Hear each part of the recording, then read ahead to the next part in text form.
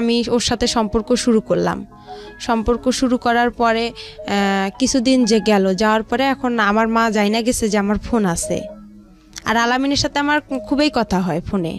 আলামিনের আগে হচ্ছে ওখানে আরেক মামাতো ভাইয়ের সাথে তার সঙ্গে আর কি আমার সম্পর্ক হয়ে যায়। আচ্ছা, দুপচাচি আমার মার বাসা, ওখানে আমার মা থাকে। আমার মা ওসব পছন্দ করতো না, ওনারা একদম নিম্ন পরিবারের। বাবা খুব নিম্ন পরিবারের? হ্যাঁ, বাবা খুব নিম্ন পরিবারের ছিল, অশিক্ষিত ছিল, সে কিছু বুঝতো না, আর সে কোনো কর্মও পারতো না। আচ্ছা, তারপরে যাই হোক এভাবে মানে মা বাবা আমার যাই হোক সংসার হইতো। শুধু একটা কারণে আমার মা আমাকে নিয়ে নাকি আমি জানি, দাদি বলছে যে মা আমাকে নিয়ে ঘুমাইছে, আমার বাবা অনেক রাতে আসছে, আসার পরে আমার মা অনেক ঘুমন্ত ছিল, বাবা দরজা লক করছে, মা খুলতে পারেনি। এই জন্য বাবা একটা খারাপ ভাষা করে গালাগালি করছে মাকে। মা বলছে না আমি আর তোমার সংসারই করব না, চলে যাব। পরে মা চলে গেছে, আর আসতেছে না। পরে আমার দাদি ফুপু সবাই চেষ্টা করছে যে তাকে নিয়ে আসার জন্য। আমার মা বলছে যে না, বগুড়ার মানুষ বলতেছে আমি ওর ভাত আর খাবোই না, আমার ও বাচ্চা দিলে দিবে, না দিলে না, আমি ওর সংসার করব না। এত একটা নিম্ন পরিবারের, বাবার বাড়ি থেকে এত কিছু নিয়ে গেছি, তারপরেও আমার ওখানে জায়গা হচ্ছে না, বা ও আমার কথা শুনতেছে না, আমার প্রয়োজন নাই। তারপরে আমার বাবাকে একটা সুযোগ দেওয়া হয়েছিল যে আপনি ঘরটা ঠিক করেন, আমি আমার মার বাসা থেকে বাচ্চাকে নিয়ে বেড়ায় এসে। তারপর আমার মা বলছে যে তুমি ঘরটা ঠিক করে আমাকে নিতে এসো। পরে আমার বাবা কি করছে, সে ঘর ঠিক না করে আমার মাকে নিতে গেছে। পরে যাওয়ার পরে যাই হোক আমার মা পরে আসছে, আয়সা দেখে যে ঘর ঠিক হয়নি, না হওয়ার কারণে পরে মা বলতেছে আমি আর থাকবো না, চলে যাব। পরে আমার মা আমাকে নিয়ে চলে গেছে। আবার যাওয়ার পরে এক সপ্তাহ পর আমার নানি বাসা থেকে মাকে পাঠানো হয়েছে নাকি আমার দাদার বাসায়। আসার পরে আমার বাবা তখন বলে আমি আর রাখবো না তোমাকে। তখনকার হিসেবে আমার মা 10,000 টাকা, 3 ভরি স্বর্ণ, আর ঘরের যা জিনিসপাতি লাগে চাল ডাল শুরু করে সে সব কিছু নিয়ে আসছে। তারপর আমার বাবা ওগুলো কিচ্ছুই তাকে দেয়নি। মানে মা যখন আর কি চলে গেছে, যাওয়ার পর মাকে তো দেয়নি, না দেওয়ার কারণে বাবা তো ছোট বাচ্চা, আমি অনেক জিদ করতাম, অনেক খাইতে চাইতাম। একটা মেয়ে তো মানে 4 বছর বয়স, তখন তো তার মার আদরটা সবচেয়ে বেশি প্রয়োজন হয়, বাট আমি তো সেটা পাইনি। বাট না পাওয়ার কারণে দেখা যায় আমি বাবার কাছে সে জিদটা করছি। আমার ফুপি ছিল, দাদি ছিল, আমার দাদি অন্ধ, আমার দাদি অন্ধ, আমার বাবার কারণেই অন্ধ হয়ে গেছে। আমার ফুপি রিলেশন করতো, রিলেশন করার জন্য আমার বাবাটা পছন্দ করতো না, আমার মা থাকাতে আমার ফুপি রিলেশন করতো। আর আমার মা যেহেতু ননদ আর ভাইয়ের বউ, মানে সব ফ্রিভাবে বলতো আমার মাকে, তো ফুপি এসব করতো। আমার বাবা এসব শুনছিল, শোনার পরে দাদি বাতাস উঠছে অনেক, দাদিকে জুতা দিয়ে, বালু ছিল বাসায় অনেকগুলো, পরে আর কি বাবা হচ্ছে জুতা দিয়ে দাদিকে মারতে গেছে, মারতে গিয়ে জুতার বালুগুলো দাদির চোখে গেছিলো। তারপরে আর কি বাবা অনেক মারধর করতো, মানে অনেক জিদ করতো, মানে কিছু, কিন্তু দাদি ফুপু আমাকে কেউ মানুষ করেনি। সবারই পরিবার ছোট ছিল, আবার এতটা তারা অর্থ ছিল না, সবাই দিন মজুর করতো, কে আমাকে আর দেখবে, আমি তো ছোট বাচ্চা, এত কেয়ার দিয়ে তো রাখার মতো সময় নেই তাদের। পরে বাবার কাছে জিদ করতাম, বাবা মানে এই জন্য মারতো বেশি করে আমাকে। কুয়া আছে গ্রামের যে কুয়া, আমার বাবা আমাকে কুয়াতেও ফেলে দিছিল, শুকনা কুয়া। পরে আমার মেজো ফুপুর ছেলে আমাকে উঠাইছে ওই কুয়া থেকে, দুধের জন্য অনেক কান্না করছিলাম। আর আমার বাবা তখন থানাতে, আমাদের ভ্যান্না পীরগঞ্জ বলে বড় দরগা, ওখানে থানাতে আমার আব্বা ওখানে বাবুর্চি হিসাবে কাজ করছিল। ওখানকার দারোগার ওয়াইফের বাচ্চা ছিল না, উনি আমাকে চাইছিল, আমার বাবা বলছে না দিবে না, কিন্তু সে সারাদিন সকালে যায়, রাতে থাকে, থাকার পরে আসতো, মানে তারপর আমাকে সে এতটা ভালোবাসতো না। তারপর আমার মার কাছে খবরটা চলে যায়, যার পর আমার মা বলে যে ওকে দিয়ে যাও রেবাকে আমার কাছে। তো আমার বাবা বলতেছে না, জীবন গেলেও দিব না। আর আমার আব্বু একটু বেশি থানা পুলিশ সে একটু ইয়া করতো, আমার মারা আবার একটু ভয় করতো যে একটা মান সম্মানের ব্যাপার আছে থানা পুলিশের, আচ্ছা ওর মেয়েকে ওই নিয়ে থাক। এভাবেই আমার মার সাথে আমার বাবার এখানেই সামর্থ্য হয়ে গেল। হওয়ার পরে আমি আর মানে তখন আমার দাদির কাছে ছিলাম, আমার রংপুরে আমার ছোটো মার বাসা, ওখানে আমার আব্বু যে বাবুর্চির কাজ করতো, ওখানে যে আবার থানাতে আরেক লোক, উনি জানি কি কাজ করতো এটা জানি না, বাট উনি আবার বলছিল যে এখানে আমাদের রংপুরে এক মহিলা আছে, তুমি কি তাকে বিয়ে করবা? ওই মহিলার হচ্ছে আগে বিয়ে হয়ে গেছে, এরকম তুমি যদি বিয়ে করতে চাও তো। আমার বাবা বলছে আমার একটা মেয়ে আছে, কিন্তু তাকে বলতে হবে যে আমার মেয়েটা আছে, এভাবে তাকে দেখতে হবে। তারপরে যাই হোক তারা বিয়ে করছে আমাকে। তারপরে দেখা যায় মানে হালকা আমি যে একটু বুঝি যে মা কীরকম না, এতটাও বুঝি না যে আমার ওটা সৎ মা বা এরকম। ওখানে গেলাম, আমরা ভাড়া বাড়িতে উঠলাম রংপুরে, শহরের ভিতরে। ভাড়া বাড়িতে ওঠার পরে আমার আব্বা ওখানে আপনার প্রথমে কাঁচামালের ব্যবসা দিল। কাঁচামালের ব্যবসা দেওয়াতে আমার আব্বু অনেক লস খাইলো। লস খাওয়ার পরে সে মানুষকে অনেক বাকি টেকে দিয়ে আমার সৎমা বাবার বাড়ি থেকে জায়গা বিক্রি করে আনছে। তারা আবার একটু স্ট্যান্ডার্ড ফ্যামিলি, সে আবার পছন্দ করতো না যে সে একদম রিক্সা চালাক, ভ্যান চালাক, এটা তার একটা মানে মান সম্মানের ব্যাপার ছিল। সে চাইতো না, সে জায়গা বিক্রি করে এনে তাকে ওটা যে সে দেখে সেটাতেও লস খাইলো। পরে তাকে কি করা হলো, রিক্সাতে দেওয়া হলো। রিক্সা চালায়। আমার সৎমা আমাকে আবার এতটা ভালোবাসে না, মানে সে বলে যে সতীন নাই, সতীনের কোনো বাচ্চা কাচ্চাও ভালো লাগে না, আমি কি সতীনের সংসার করব? তখন এই আমাকে নিয়ে রেগুলার আমাদের ঝগড়া হয় আমার বাবা মার। মানে আমি আর কি, আমি তো কোনো কথা বলতে পারি না, তখন আমার টাইফয়েড নিউমোনিয়া। তারপরে এভাবে আর কি মানে সে আমাকে নিয়ে তাদের খুব আপনার সৎমার ঝামেলা করতো? হ্যাঁ, অনেক ঝামেলা করতো, অনেক মারধর হইতো। এভাবেই আর কি দিনগুলো চলে গেল। 2-3 বছর চলে গেল। যাওয়ার পরে আমার নানার, সৎ নানার বাসায় চলে আসলাম আমরা। চলে আসার পর ওখানে আমার মানে সবাই আর কি মানে গ্রাম অঞ্চলে ও এক কথা বলতো, ও এক কথা বলতো, মানে আমি বাট আমার মার সব কথা শুনতাম। আচ্ছা, যাতে আমি এতটুকু আমার মেধাতে ছিল যাতে সে আমাকে ভালোবাসে, আমি যাতে তার কাছে মার আদরটুকু। আপনি কি ছোটবেলাতে বুঝতেন যে আমার সৎ মা আমার আসল মা না? এটা বুঝতেন? এতটা বুঝতাম না। আচ্ছা, ওই সময় অন্য কোনো ভাই বোন ছিল না? শুধু আপনি? না, শুধু আমি ছিলাম। শুধু আপনি ছিলেন। ওকে। তখন আমার মার এতটা বয়স ছিল না, আমার সৎ মার, ওনারও হালকা বয়স ছিল। জি। তারপরে নানার বাসায় আসলাম। আসার পর গ্রাম অঞ্চলে এক কথা বলে, ও এক কথা বলে, তখন আরো আমার খারাপ লাগে। তখনই আস্তে আস্তে বুঝতে পারি যে এটা আমার সৎ মা, বা যাই হোক আমাকে অনেক মারে, এটা করে। আমি সব কাজ করি তার মন জোগার জন্য। না, এখানে একটা আছে, আমার ভাই হয় শহরে, আমার একটা ভাই, ওই আমার সৎ মার ছেলে হয়। ওই ছেলেকে শহরে তখন আমি সম্পূর্ণ দেখাশোনা করি। কিন্তু ওর যখন আমার মার গর্ভে থেকে হয়েছে তখন থেকে ওর আমি যে হাগু মুতু করে যে কাপড়গুলো আমি সম্পূর্ণ ধুয়ে দিছি, আমার সৎমাকে কিন্তু কিছু করতে দেনি। যাই হোক, ঠিক আছে, হ্যাঁ বলেন।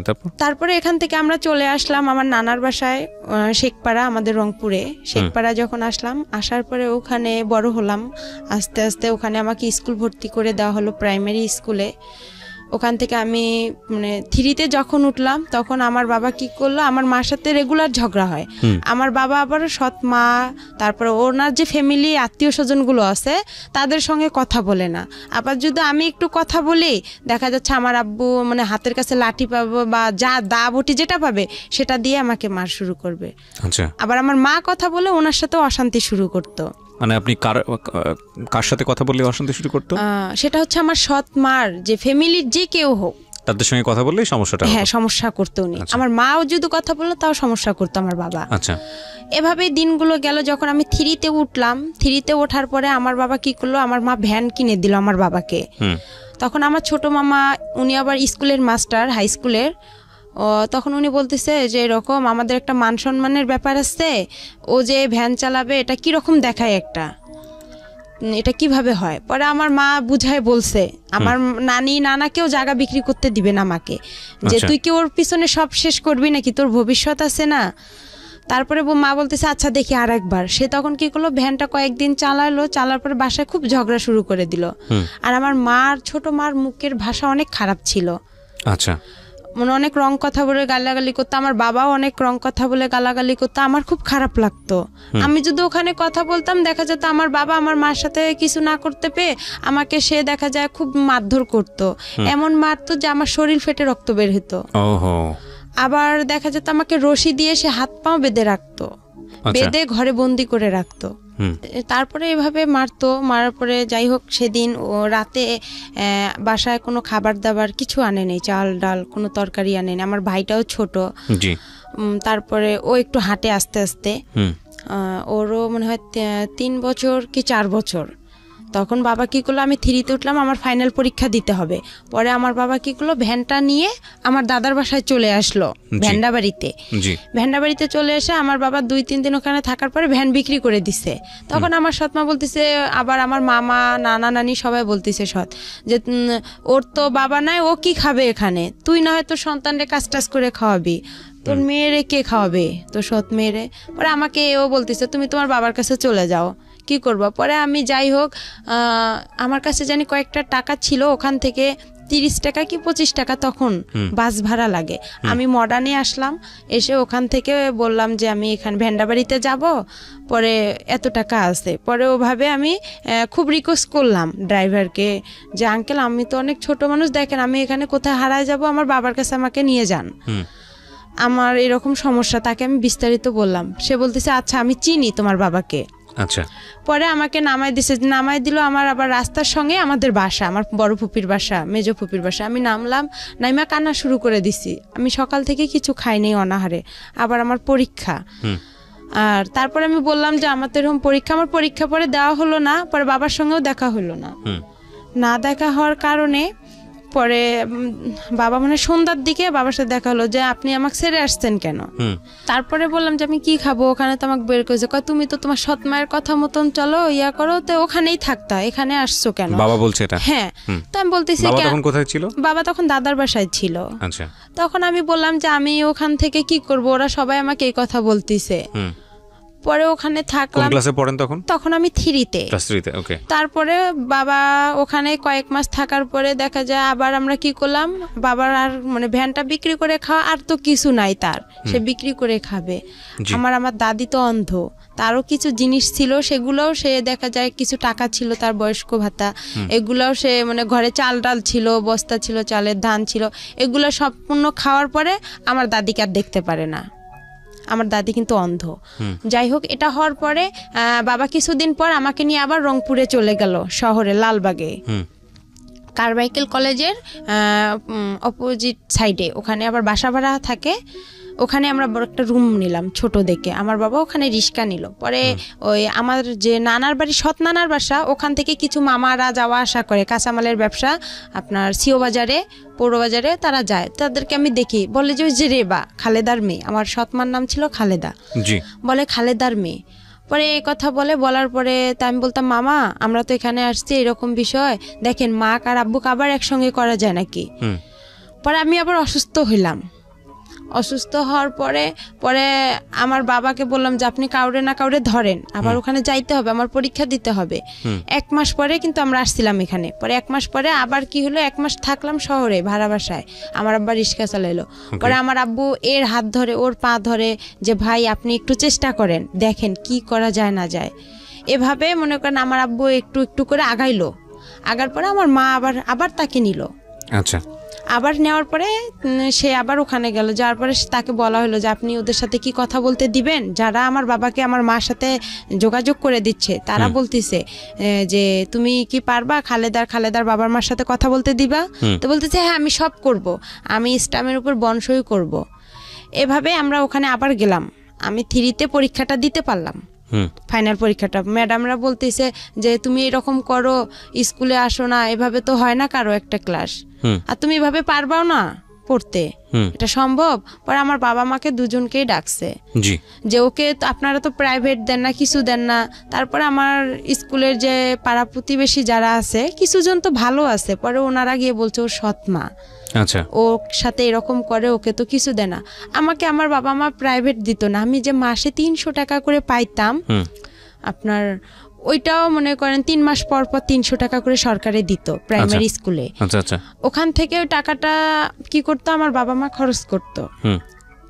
আবার দেখা যাচ্ছে ও অনেকে পায়, অনেকের মা কি করতো একটা জামা কিনে দিত, একটা নাকে ফুল কিনে দিত। আমারও খুব ইচ্ছা হইতো যে আমি একটা নাকের ফুল নিব বা একটা জামা নিব, মানে খুব কষ্ট লাগতো, কিন্তু আমি বলতাম না ভয়ে যে আমি যদি আবার এরকম করে আমাকে নিয়ে যদি আবার চলে যায়, আমার পড়াশোনাটা এখানে আবার মিস হয়ে যাবে, আমি তখন কি করব, মানে চিন্তা করতাম। এভাবে হইতে হইতে আমার বাবা 4-এ উঠে আবার এরকম শুরু করে দিল। আবার একটা ভ্যান কিনে দিল আমার মা লোন করে কিস্তিতে, ওই ভ্যানটা নিয়ে আবার আমার বাবা এরকম চলে গেল। কিছুদিন পর চলে যাওয়ার পরে দেখা যাচ্ছে আর আমার মা নিচ্ছে না। তখন আমি আরো একটু বড় হয়ে গেলাম, হালকা একটু সাবাল্য হলাম, একটু বুঝতে পারলাম। পরে যাই হোক এভাবে হইতে হইতে মনে করেন প্রায় 2-3 মাস হয়ে গেল। আমি ফাইনাল পরীক্ষা দিলাম, আমি কোনো রকম পাশ করছি, এটাকে পাশ বলে না। তারপরে ম্যাডামেরা আমাকে উঠাই দিল। আমি কি করলাম, আমি তো পড়াশোনা করিনি, আমি কি করলাম, আমার পাশে আমার এক বান্ধবী ছিল রিপা, আশামণি, ওদেরকেও দেখতে চাইতাম। ওরা লিখতো পরীক্ষার খাতা, আমি ওদের একটু উকি মেরে দেখতাম, কিন্তু ওরা আমাকে দেখাইতো না, যে ওরাও তো নাম্বার কম পাবে, ওরা দেখাইতো না। আমি কি করি, পরে এর কাছে যাই, একটু শূন্য স্থান টিক চিহ্ন, ম্যাডামকে বলি যে ম্যাডাম দেখেন একটু আমাকে দেন, আমি তো পরীক্ষা এরকম পড়তে পারিনি, আর বাবাও তো নিয়ে গেছে আমাকে ওদিকে, আর আমাদের সংসারে এমনি অনেক ঝগড়াঝাটি, আমাকে 4-এ উঠতেই হবে। পরে ম্যাডামও যাই হোক বলে দিত, পরে বলতো আচ্ছা রে বা ঠিক আছে, ম্যাডাম শূন্য স্থান টিক চিহ্ন আমার সম্পূর্ণ বলে দিত, কাউকে বলে দিত না, আমাকে বলে দিত, আবার ছোট প্রশ্নগুলোও বলে দিত, লেখেও দিত। উনি আমাকে অনেক হেল্প করছে ম্যাডামেরা। এভাবে 4-এ ওঠার পরে আবার উনি ওই রকম করলো, আবার আমার টেস্ট পরীক্ষা শুরু হলো 4-এ হওয়ার পরে আবার আমার বাবা আমাকে নিয়ে গেল 2টা পরীক্ষা নাই দিতে, বাংলা ইংরেজি দিছি, তারপরে উনি আমাকে নিয়ে এভাবে চলে গেল। যাওয়ার পরে আবার কিছুদিন ভ্যান বিক্রি করে খেয়ে আবার ওই রকম বসেছিল। পরে আমার বাবা ঢাকায় আসছিল রাজমিস্ত্রির কাজ করার জন্য, আর আমাকে থুয়ে আসছিল আমার ফুপুর কাছে। ওখানে আমার ফুপুর কাছে আমি থাকি, তাদের ওখানে খাবার নাই, দাবার নাই, কেউ আমাকে ভালোবাসে না, বলে তোমার বাবা নাই, মা নাই, টাকা পয়সা নাই, আমরাই তো দিন মজুর করে খাই, তোমাকে কি খাওয়াবো। পরে যাই হোক, আমি দেখা যায় ছোট মানুষ, এর ওখানে আমাকে ডাকে, ও বলে যে তুমি এটা কাজ করো, তাহলে তোমাকে আমি খাইতে দিব। আমি যে যেটা বলতো তার সেটাই কথা শুনতাম, তখন আমি খাইতে পারতাম। আবার দেখা যায় আমার দাদি অন্ধ ছিল, রান্না করতে পাইতো না, কোনো ছেলে মেয়ে তাকে দেখতো না। দেখা যায় পাশের বাড়ি থেকে তার চাচাতো ভাইয়ের বউ আছে বা এরকম আত্মীয় স্বজন, তাদেরকে দেখা যায় খাবার দিয়ে যেত দাদিকে। ওই খাবার ওখান থেকে আমার দাদি আবার কি করতো, উনি একটু খাইতো, আমাকে ডাকতো রে ভাই, আমি আবার দৌড়ে এসে খেয়ে নিতাম। আচ্ছা, বুঝতাম না যে দাদি কতটুকু খাইলো না খাইলো, পেট ভরলো কি না ভরলো। পরে আমার বাবা ওখান থেকে আসার পরে আমার বাবার খুব অবস্থা খারাপ ছিল, সে অসুস্থ ছিল, তার পুরা শরীরে পক্স বের হয়েছিল, তার হাতে কোনো টাকা পয়সা নাই। তার মেজো বোনের কাছে থাকলাম, তারাও আমাদের খাইতে দেয় না। আর একদিন হঠাৎ বৃষ্টি আসছে, খুব জোরে বৃষ্টি, আর খুব ঠান্ডা লাগতেছে, টিন দিয়ে পানি পড়তেছে। আমার বাবার আমি শুয়ে, কিন্তু আমার ফুপি আমাদেরকে খেতা বালিশ কোনো কিছুই দেয়নি, বলতেছে তোমরা যেরকম অভিনয় করো সেরকম এখন থাকো, এভাবে তোমার বেশি তেল বান্ধা গেছে, আমার বাবাকে বলতেছে। তা আমি বলছি ফুপু আমাকে অনেক ঠান্ডা লাগতেছে, দেন একটা খেতা দেন। তো বলতেছে না, সে দেয়নি। ওভাবেই ছিলাম। থাকার পরে আমার বাবা 2 দিন পর আবার রংপুরে চলে গেল। রংপুরে যাওয়ার পরে আবার ওভাবেই সে এর হাত ধরে, ওর পা ধরে ধরে আমার সৎমার কাছে গেল। আমার সৎমা তাকে আবার গ্রহণ করে নিল। নেওয়ার পরে আমি 5-এ সমাপনী পরীক্ষা দিলাম 2010-এ। দেওয়ার পরে কেউ পরীক্ষা দিতে দিবে না আমাকে, কয় ও পারবে না। আমার মা প্রতিবেশী মামিরা ছিল যারা আমার স্কুলের ফ্রেন্ডগুলো, ওরাও বলতো যে না ও পরীক্ষা দিতে পারবে না। ম্যাডামও বলতো যে না রে বা তোমার আর সম্ভব না, কেন এটা সমাপনী পরীক্ষা, এখানে ফাজলামি করার জায়গা না, আর তুমি পারবা না, তোমার কোচিং নাই, প্রাইভেট নাই, কিছু নাই, তুমি কিচ্ছুই পারবা না। পরে আমি সবার কথা অমান্য করে আমি বলছি না আমি পরীক্ষা দিবই, আমি পাইলে পাবো, না পাইলে নাই, এটা আমার কোনো দেখার বিষয় নাই। তারপরে আমার সৎমাও দিবে না। এখন আমার পরীক্ষাটা হচ্ছে আমার বাসা থেকে অনেক দূরে, এখন আমাকে সকালবেলা কে রেখে আসবে, রাখার লোকও নাই। পরে আমি এতটা পড়তেও পারি না, গাইড নাই, কিভাবে পড়বো। যাই হোক একটু করে যতটুকুই পড়ছি, আল্লাহ আমার পাশে ছিল বিধায় আমি মনে হয় পরীক্ষাটা দিতে পারছি, পাশও করছিলাম। কোন ক্লাসে? 5-এ। ক্লাস 5? হ্যাঁ 5-এ 2010-এ।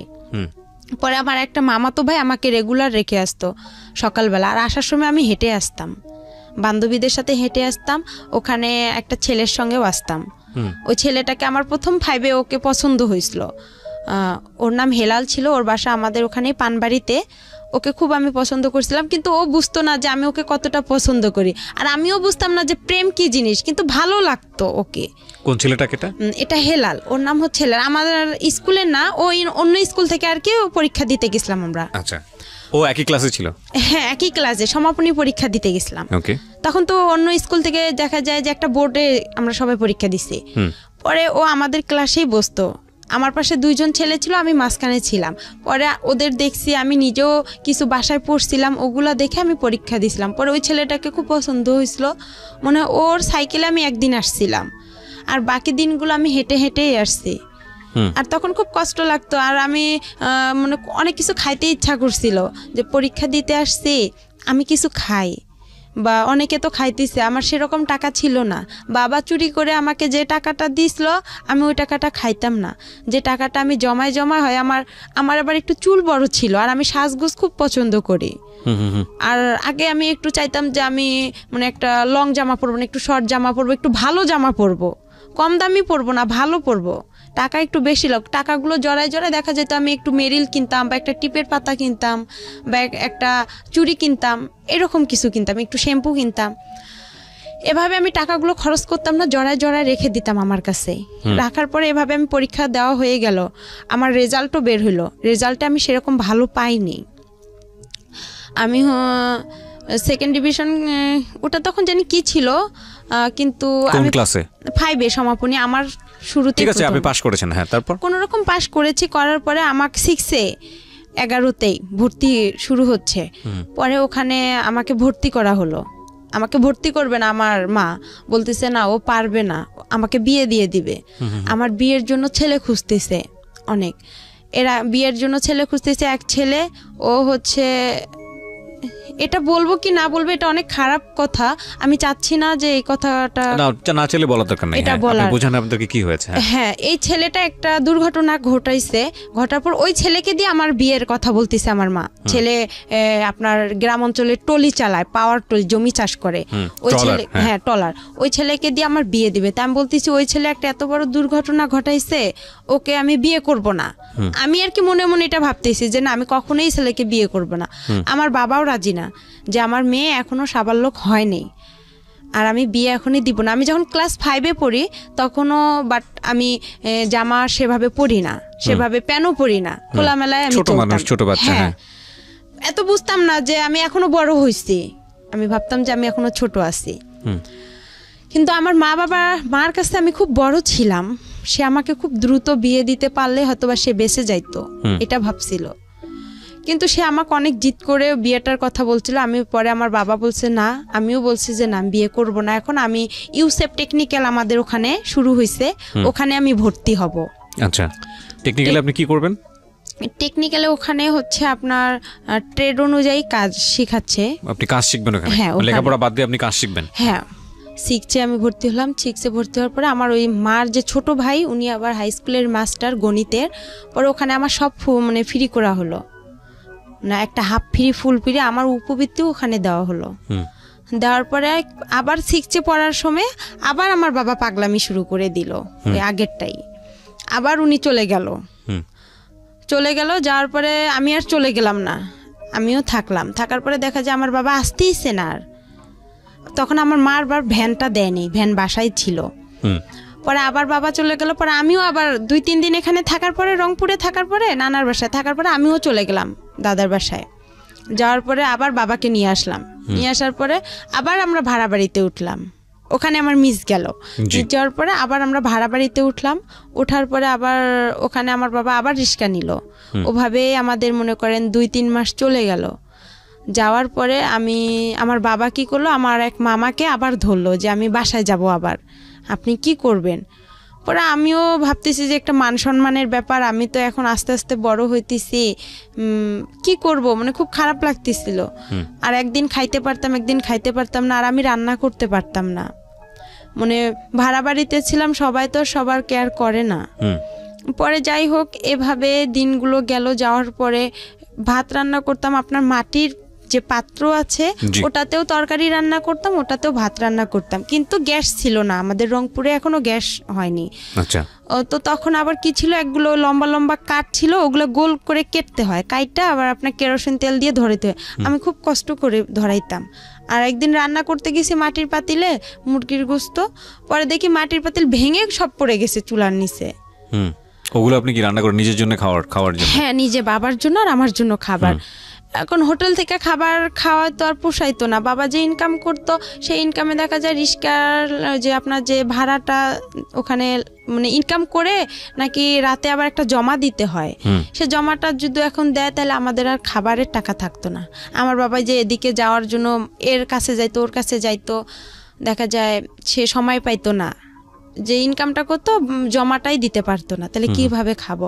একবেলা রান্না করতাম, 2 বেলা খাইতাম। সেদিন আবার ওগুলো পড়ে গেছে। আমার বাবার সঙ্গে থাকতেন, থেকে ওই টেকনিক্যালি ওটা পড়াশোনা করতে? না, ওটা ওখানেই আপাতত বন্ধ থাকলো। ভর্তি হওয়ার কথা ছিল, কিন্তু এই যে বাবা মাঝখান থেকে চলে আসলো, আর ওটা ভর্তি আমার হলো বাবার না। সঙ্গে থাকতেন, বাবাকে রান্না করে খাওয়াতেন? হ্যাঁ। আর মা থাকতো হচ্ছে বাড়িতে? হ্যাঁ, মা থাকতো নানার বাসায়, আমার ভাইকে নিয়েই আপনি থাকতো। মার সঙ্গে থাকতে পারতেন না, কারণ সৎমা আপনার সঙ্গে খারাপ আচরণ করতো? খারাপ আচরণ করতো, সে চিন্তা করতো যে আমি ইনকাম করতে পারি না, ওকে খাওয়াবো কি, আমার তো ছেলে আছে, তাকে তো খাওয়াইতে হবে। ওকে, আপনার বাবা খরচ দিত না আপনার সৎমাকে? না, সে খরচ দিত না, টোটালি বন্ধ ছিল। ঠিক আছে, বলেন তারপরে যাই হোক, এভাবে আর কি আমি ওখানে পরে মুরগির মাংস পড়ে গেছে, আর অনেক শীত ছিল। আমার বা একটা চকি ছিল, ভাড়া বাসায় একটা চকি দিত বাড়িওয়ালারা, চকিতে খেতা বালিশ কোনো কিছুই ছিল না। পরে যে আমাদের রংপুরের অঞ্চলের ভাষায় বলে যে আপনার পল, যেটা খ্যার, ওই খ্যার কি করলো আমার বাবা কিনে আনলো, আয়নার নিচে বিছাই দিল। আর টিনের ঘর, অনেক বাতাস আসে, গাড়ি চলাচল করে রাস্তা দিয়ে, আর ওই বাতাসটা আসতো। আর আমার বাবার একটা লুঙ্গি আমি গায়ে দিয়েছিলাম, আর শীতে অনেক কাঁপছিলাম। আমার বাবা অনেক হাত পা অনেক কোকড়া করে শুয়েছিল, আমিও ছিলাম। আমার বাবা আলাদা থাকতো, আমি নিচে থাকতাম। আর মাটি থেকে যে একটা ঠান্ডা ভাবটা ওটাও আসতো, ঠান্ডাতে খুব কষ্ট হইতো আমার থাকতে। পরে মুরগির ওটা পড়ে গেছিল, যাওয়ার পরে বাবা অনেক মারধর করছিল আমারে, বলতেছে এত কষ্ট করে আনছি সেটা ফালাই দিলা। আমি বলি আমি তো পারি না, আমি কি করব। আমার মাকে আবার যা বলছে যে এরকম ওর মেয়ে হচ্ছে রাস্তায় কাগজ কুড়াচ্ছে, মিথ্যা কথা আর কি বলছে। হ্যাঁ, সৎমাকে বলছে। পরে আমার বাবা আবার কি করছে, এই কথা শুনতে পারছে, শুনতে পাইরা আবার বলতেছে যে তুই কি কাগজ কুড়াইছিস? তা আমি বলতেছি না, আমি এসব জানি না। কয় শেখপাড়া থেকে খবর আসছে আমার কানে। তা আমি বলছি আমি বলতে পারি না। পরে এমনও খবর গেছে, আপনি কি কাগজ কুড়িয়েছিলেন? না, কিন্তু আমার মার কানেই খবরগুলো দিয়ে দিছে, যে মামারা আমাকে দেখছিল বা ভাই প্রতিবেশী যারা দেখছিল তারা আর কি এই ধরনের কথাগুলো আমার মাকে গিয়ে বলছে, যে আমাকে নাকি ভূত ধরছে, আমি পাগল হয়েছি, এরকম। কিন্তু আমি অসুস্থ হয়েছিলাম, এটা একটা মিথ্যা কথা বলছিল আমার বাবা, যে আমার মেয়ে একটু খুবই অসুস্থ, আর মাকে দেখার জন্য অনেক পাগল হয়ে গেছে। পরে আবার কি করলাম, এভাবেই গেলাম। আবার আমার বাবা কি করলো, মামা মামির হাত পা ধরলো, প্রতিবেশী মামা মামির হাত পা ধরে আবার আমার মার সাথে মোবাইলে কথা হয়।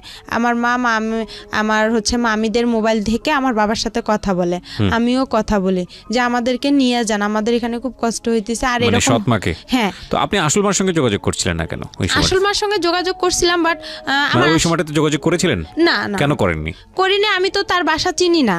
বাবাকে বলেননি কখনো যে বাবা আমাকে আসলে? না, তার কথা বললে বাবা অনেক মারধর করতো। ঠিক আছে, ওকে, পয়েন্ট। তারপরে এভাবেই হচ্ছে আবার গেলাম, ওখানে যাওয়ার পরে বিচার সালিশ বসলো। আমার বাবা আবার আমাকে শিখাই দিছিল যে তুমি ভূতের অভিনয় করবা।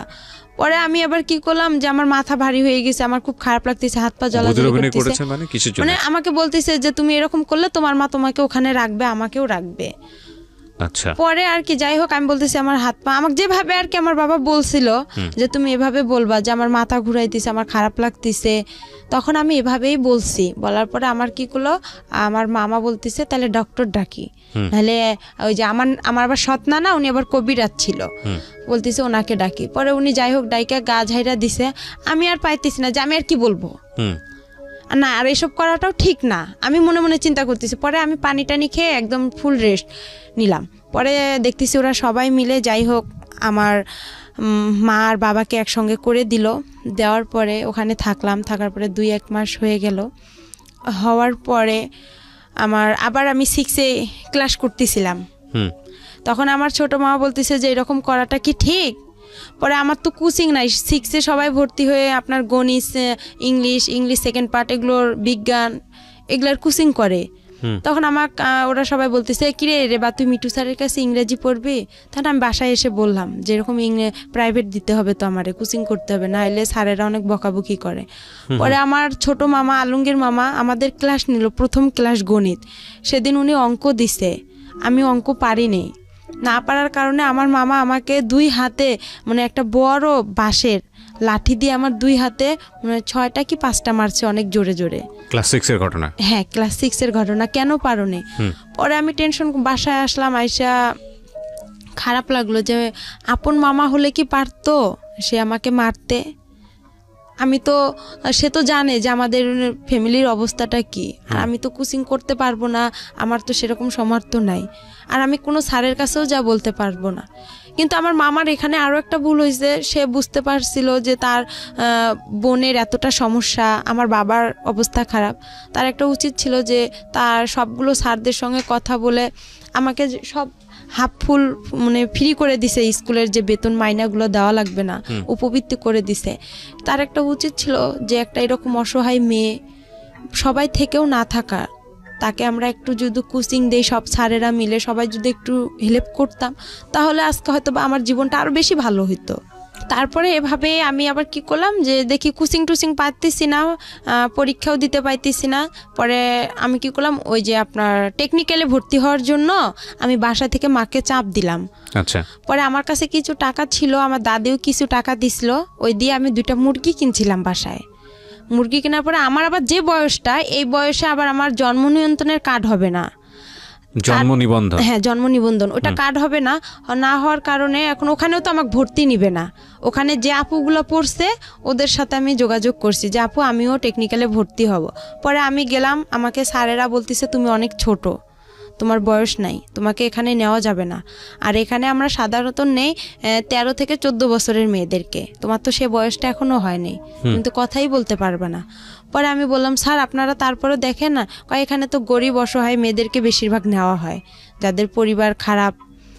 তারপর আমি বললাম যে আপনি আমার বাসায় যায়েন, যাওয়ার পরে দেখেন। পরে সেদিন গেলাম, নিল না আমাকে। তারপরে আবার আমি বাসায় আসলাম, আসার পরে মাকে বললাম যে আমাকে তো নিতেছে না। পরে আমার মামা, যে ছোট মামা গণিত মাস্টার, ওনার সঙ্গে আবার আমাদের হচ্ছে ওখানকার একজন ভালো ব্যক্তি, উনি খুব প্রভাবশালী লোক, ওনার সাথে আবার আমার মামার খুব ভালো একটা সম্পর্ক।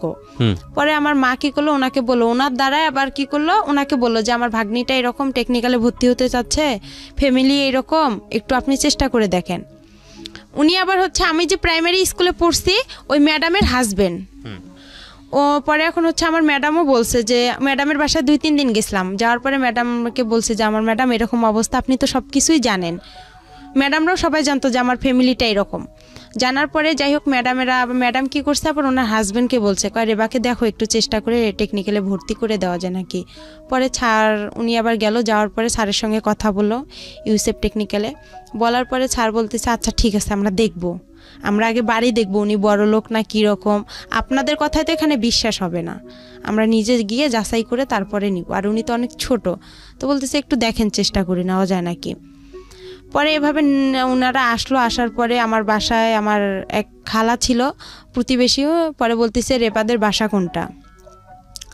পরে আমি ওখানে আবার নাম চেঞ্জ করছিলাম, আমার নাম হচ্ছে আবার রেবা, 2 জন ছিলাম আমরা, থাকার কারণে নামটা হচ্ছে, আমার সাথে আরেকটা আপু ছিল, উনি আবার বলতেছে তুমি এত অসহায়, তো তোমার নামটা একা দিয়ে দেই। তা আমি আর এতটা বুঝি না, আমি বলছি আচ্ছা আপনাদের যেটা ভালো হয়। আর আমি আবার সবসময় বেশি এটা বুঝি যে আমাকে যে ভালো, মানে আমার একটা কোনো কিছু পছন্দ হলো অন্যের উপর আমি বেশি নির্ভর করি, আমি নিজের উপর নির্ভর করি না, যে অন্য তো আমার জন্য ভালোই বোঝে, আমার ভালোটা তো আমি কি আর বুঝবো। পরে ওই নামটা দিলাম, পরে আয়শা বললো একা বলছে, পরে চেনে নে, বলছে একা আক্তার রেবার বাসা কোনটা, পরে রেবার বাসা বাবা একরামুল মা খালাদা। বলার পরে আমার খালা বলতেছে ওইটা, ওর বাবা কি করে। আমি আবার তখন কি করছিলাম, মানুষের বাসায় আমার মামার বাসায় ভুট্টা যে ছিলে, ওই ভুট্টা ছিলতে বসছি বৃষ্টির দিন। পরে আমার খালা পরে ডাকতেছে, বলতেছে রেবা তোর বাসায় এরকম, রেবা রেবা করে চিল্লাচ্ছে। পরে স্যার নাকি বলতেছে যে ওকে ডাকতে হবে না, ওর বাসা কোনটা দেখাই দেন। পরে বলতেছে এইটা, বলতেছে আপনি কি সত্যি কথা বলতেছেন, বলতেছে হ্যাঁ। ওর কি সৎ মা, ওর বাবা কি ভ্যান চালক, বলতেছে হ্যাঁ। পরে বলতেছে ও মেয়েটাকে এখন ডাক দেন। পরে আমাকে ডাক দিল, পরে আমি বলতেছি সালাম দিলাম যে স্যার আপনি ভালো আছেন, বলতেছে হ্যাঁ। বলছে তোমার বাসা, আমি বলছি এইটা। তুমি যে ওই পাকা বাসা থেকে বের হয়ে আসলা, তাই আমি বলতেছি স্যার ওটা আমাদের বাসা না, আমি ওখানে ভুট্টা খুলতে গেছিলাম আর কি, ভুট্টা খুললে আর কি ওগুলা খড়ি, আমাদের অঞ্চলে বলে যে খড়ি লাকড়ি রে, ওইটা আনার জন্য গেছিলাম। তোমার মা, আমি আমার মা তো গরুর জন্য ঘাস কাটতে গেছে, আর আমার বাবা ভ্যান নিয়ে গেছে। বলার পরে বলতেছে আচ্ছা তুমি তাহলে পরীক্ষা দিতে আসো অমুক দিনে।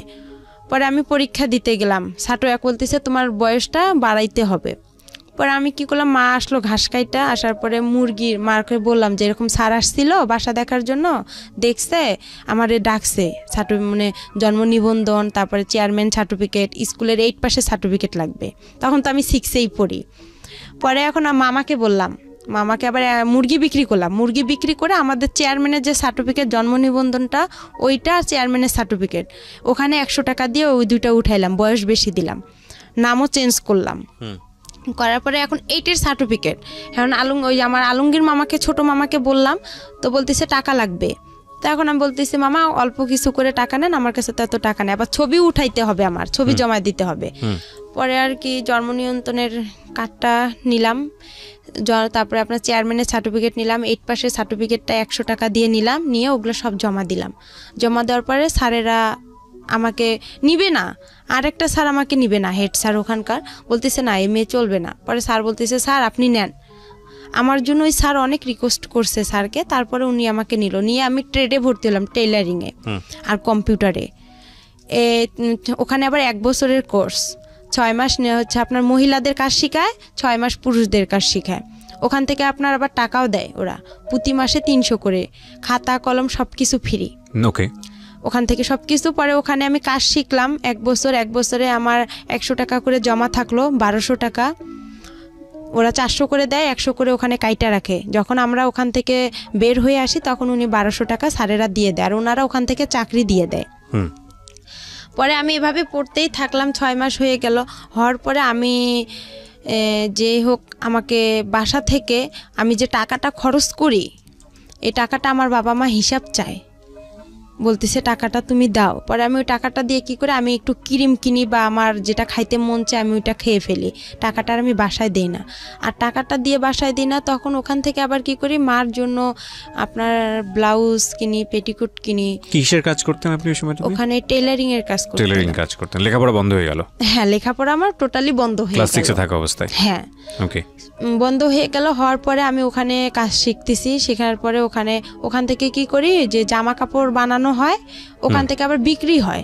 তা আমি আবার কি করি, সবাই সবার মার জন্য নেয়, আমি আমার মার জন্য ব্লাউজ পেটিকোট এগুলো ওখান থেকে বানাই নিতাম টাকা দিয়ে। আমার যে টাকাটা পাইতাম আমি প্রতি মাসে 1 মাস পর 300 টাকা, ওইটা দিয়ে আমি কি করলাম আমার মার জন্য ব্লাউজ নিতাম, এটা নিতাম, আমার ভাইয়ের জন্য নিতাম, বা মাঝে মধ্যে বাসায় খাবার টাবারও নিয়ে আসতাম।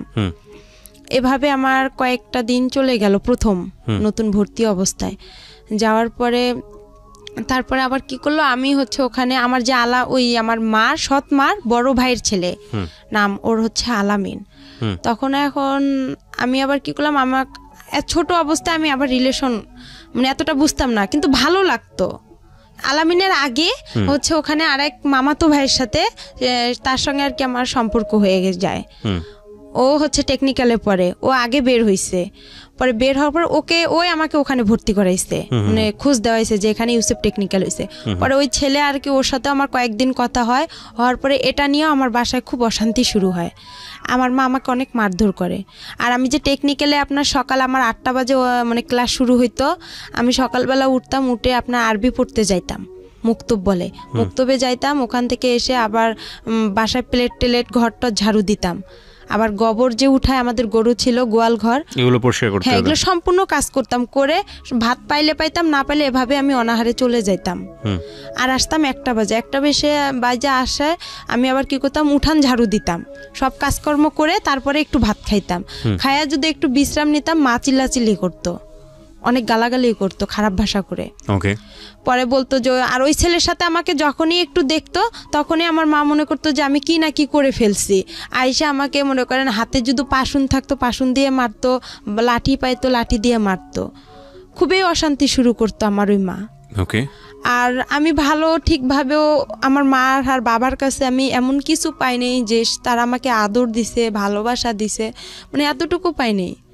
আমি যে মার যে মা, আমি ওনার কাছ থেকে সবসময় একটা জিনিস চাইতাম যে উনি যখন ওনার সন্তানকে ভাত উঠায় খাওয়াইতো ভাইয়া, তখন আমার খুব ইচ্ছা করতো যে আমাকেও মা ভাত উঠায় খাওয়াবে। আমি তখন বলতাম যে আমারও একটু খাওয়ান। সে ঘৃণা করতো, আমার মুখ থেকে ভাতটা পড়বে বা তার ছেলেরে খাওয়াবে, সে চাইতো না। আর যখন ওই ছেলেটার সঙ্গে আমাকে দেখতো তখনই খুব মারধর করতো। আমার ওই ছেলেটার মাও আমাকে অনেক বকাবকি করতো।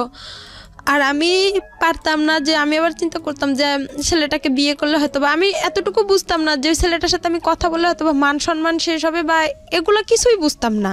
কিন্তু ভালো লাগতো এটাই, হ্যাঁ জাস্ট ভালো লাগতো, কিন্তু এরা কেউ বুঝতো না। এরাই এটা নিয়ে সবসময় বাড়াবাড়ি করতো।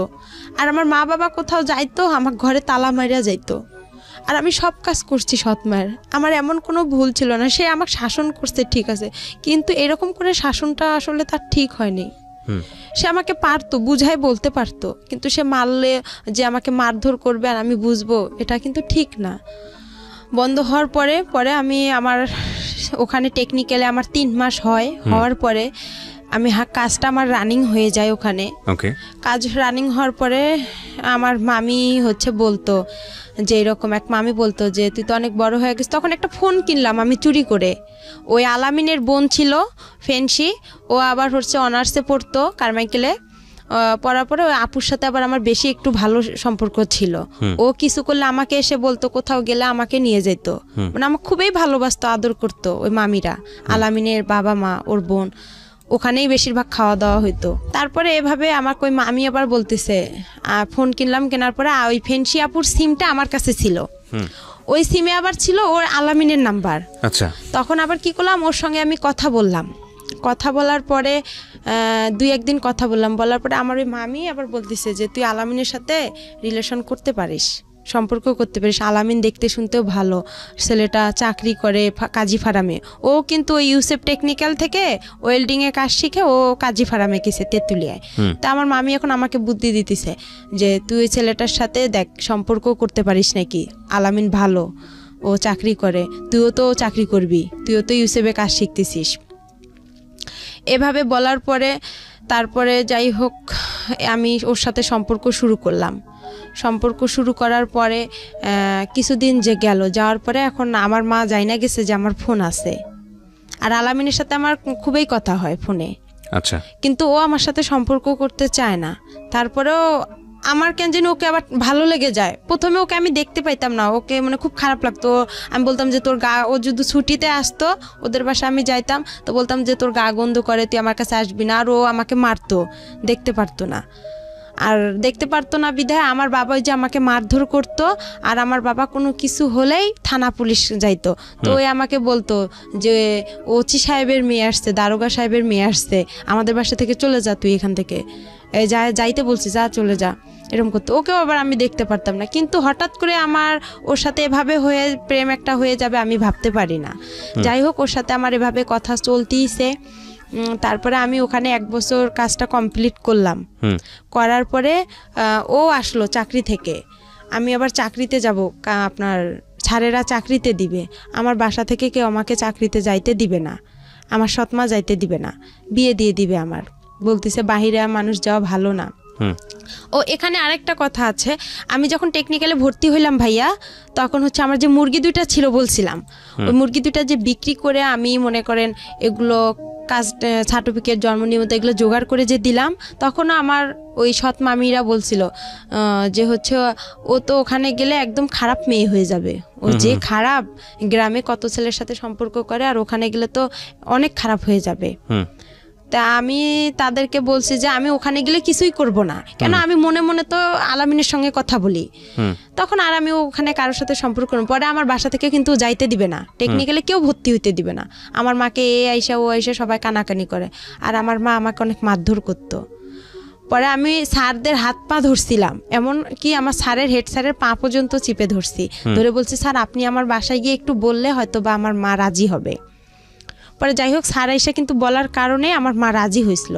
কিন্তু আমার মামিরা আমাকে গ্রামের কেউ বলেনি যে মেয়েটা ওখানে গেলে ভালো হবে বা মেয়েটা একটা কাজ শিখবে, নিজের পায়ে দাঁড়াইতে পারবে। আমাকে এই উৎসাহটা কেউ দেয়নি।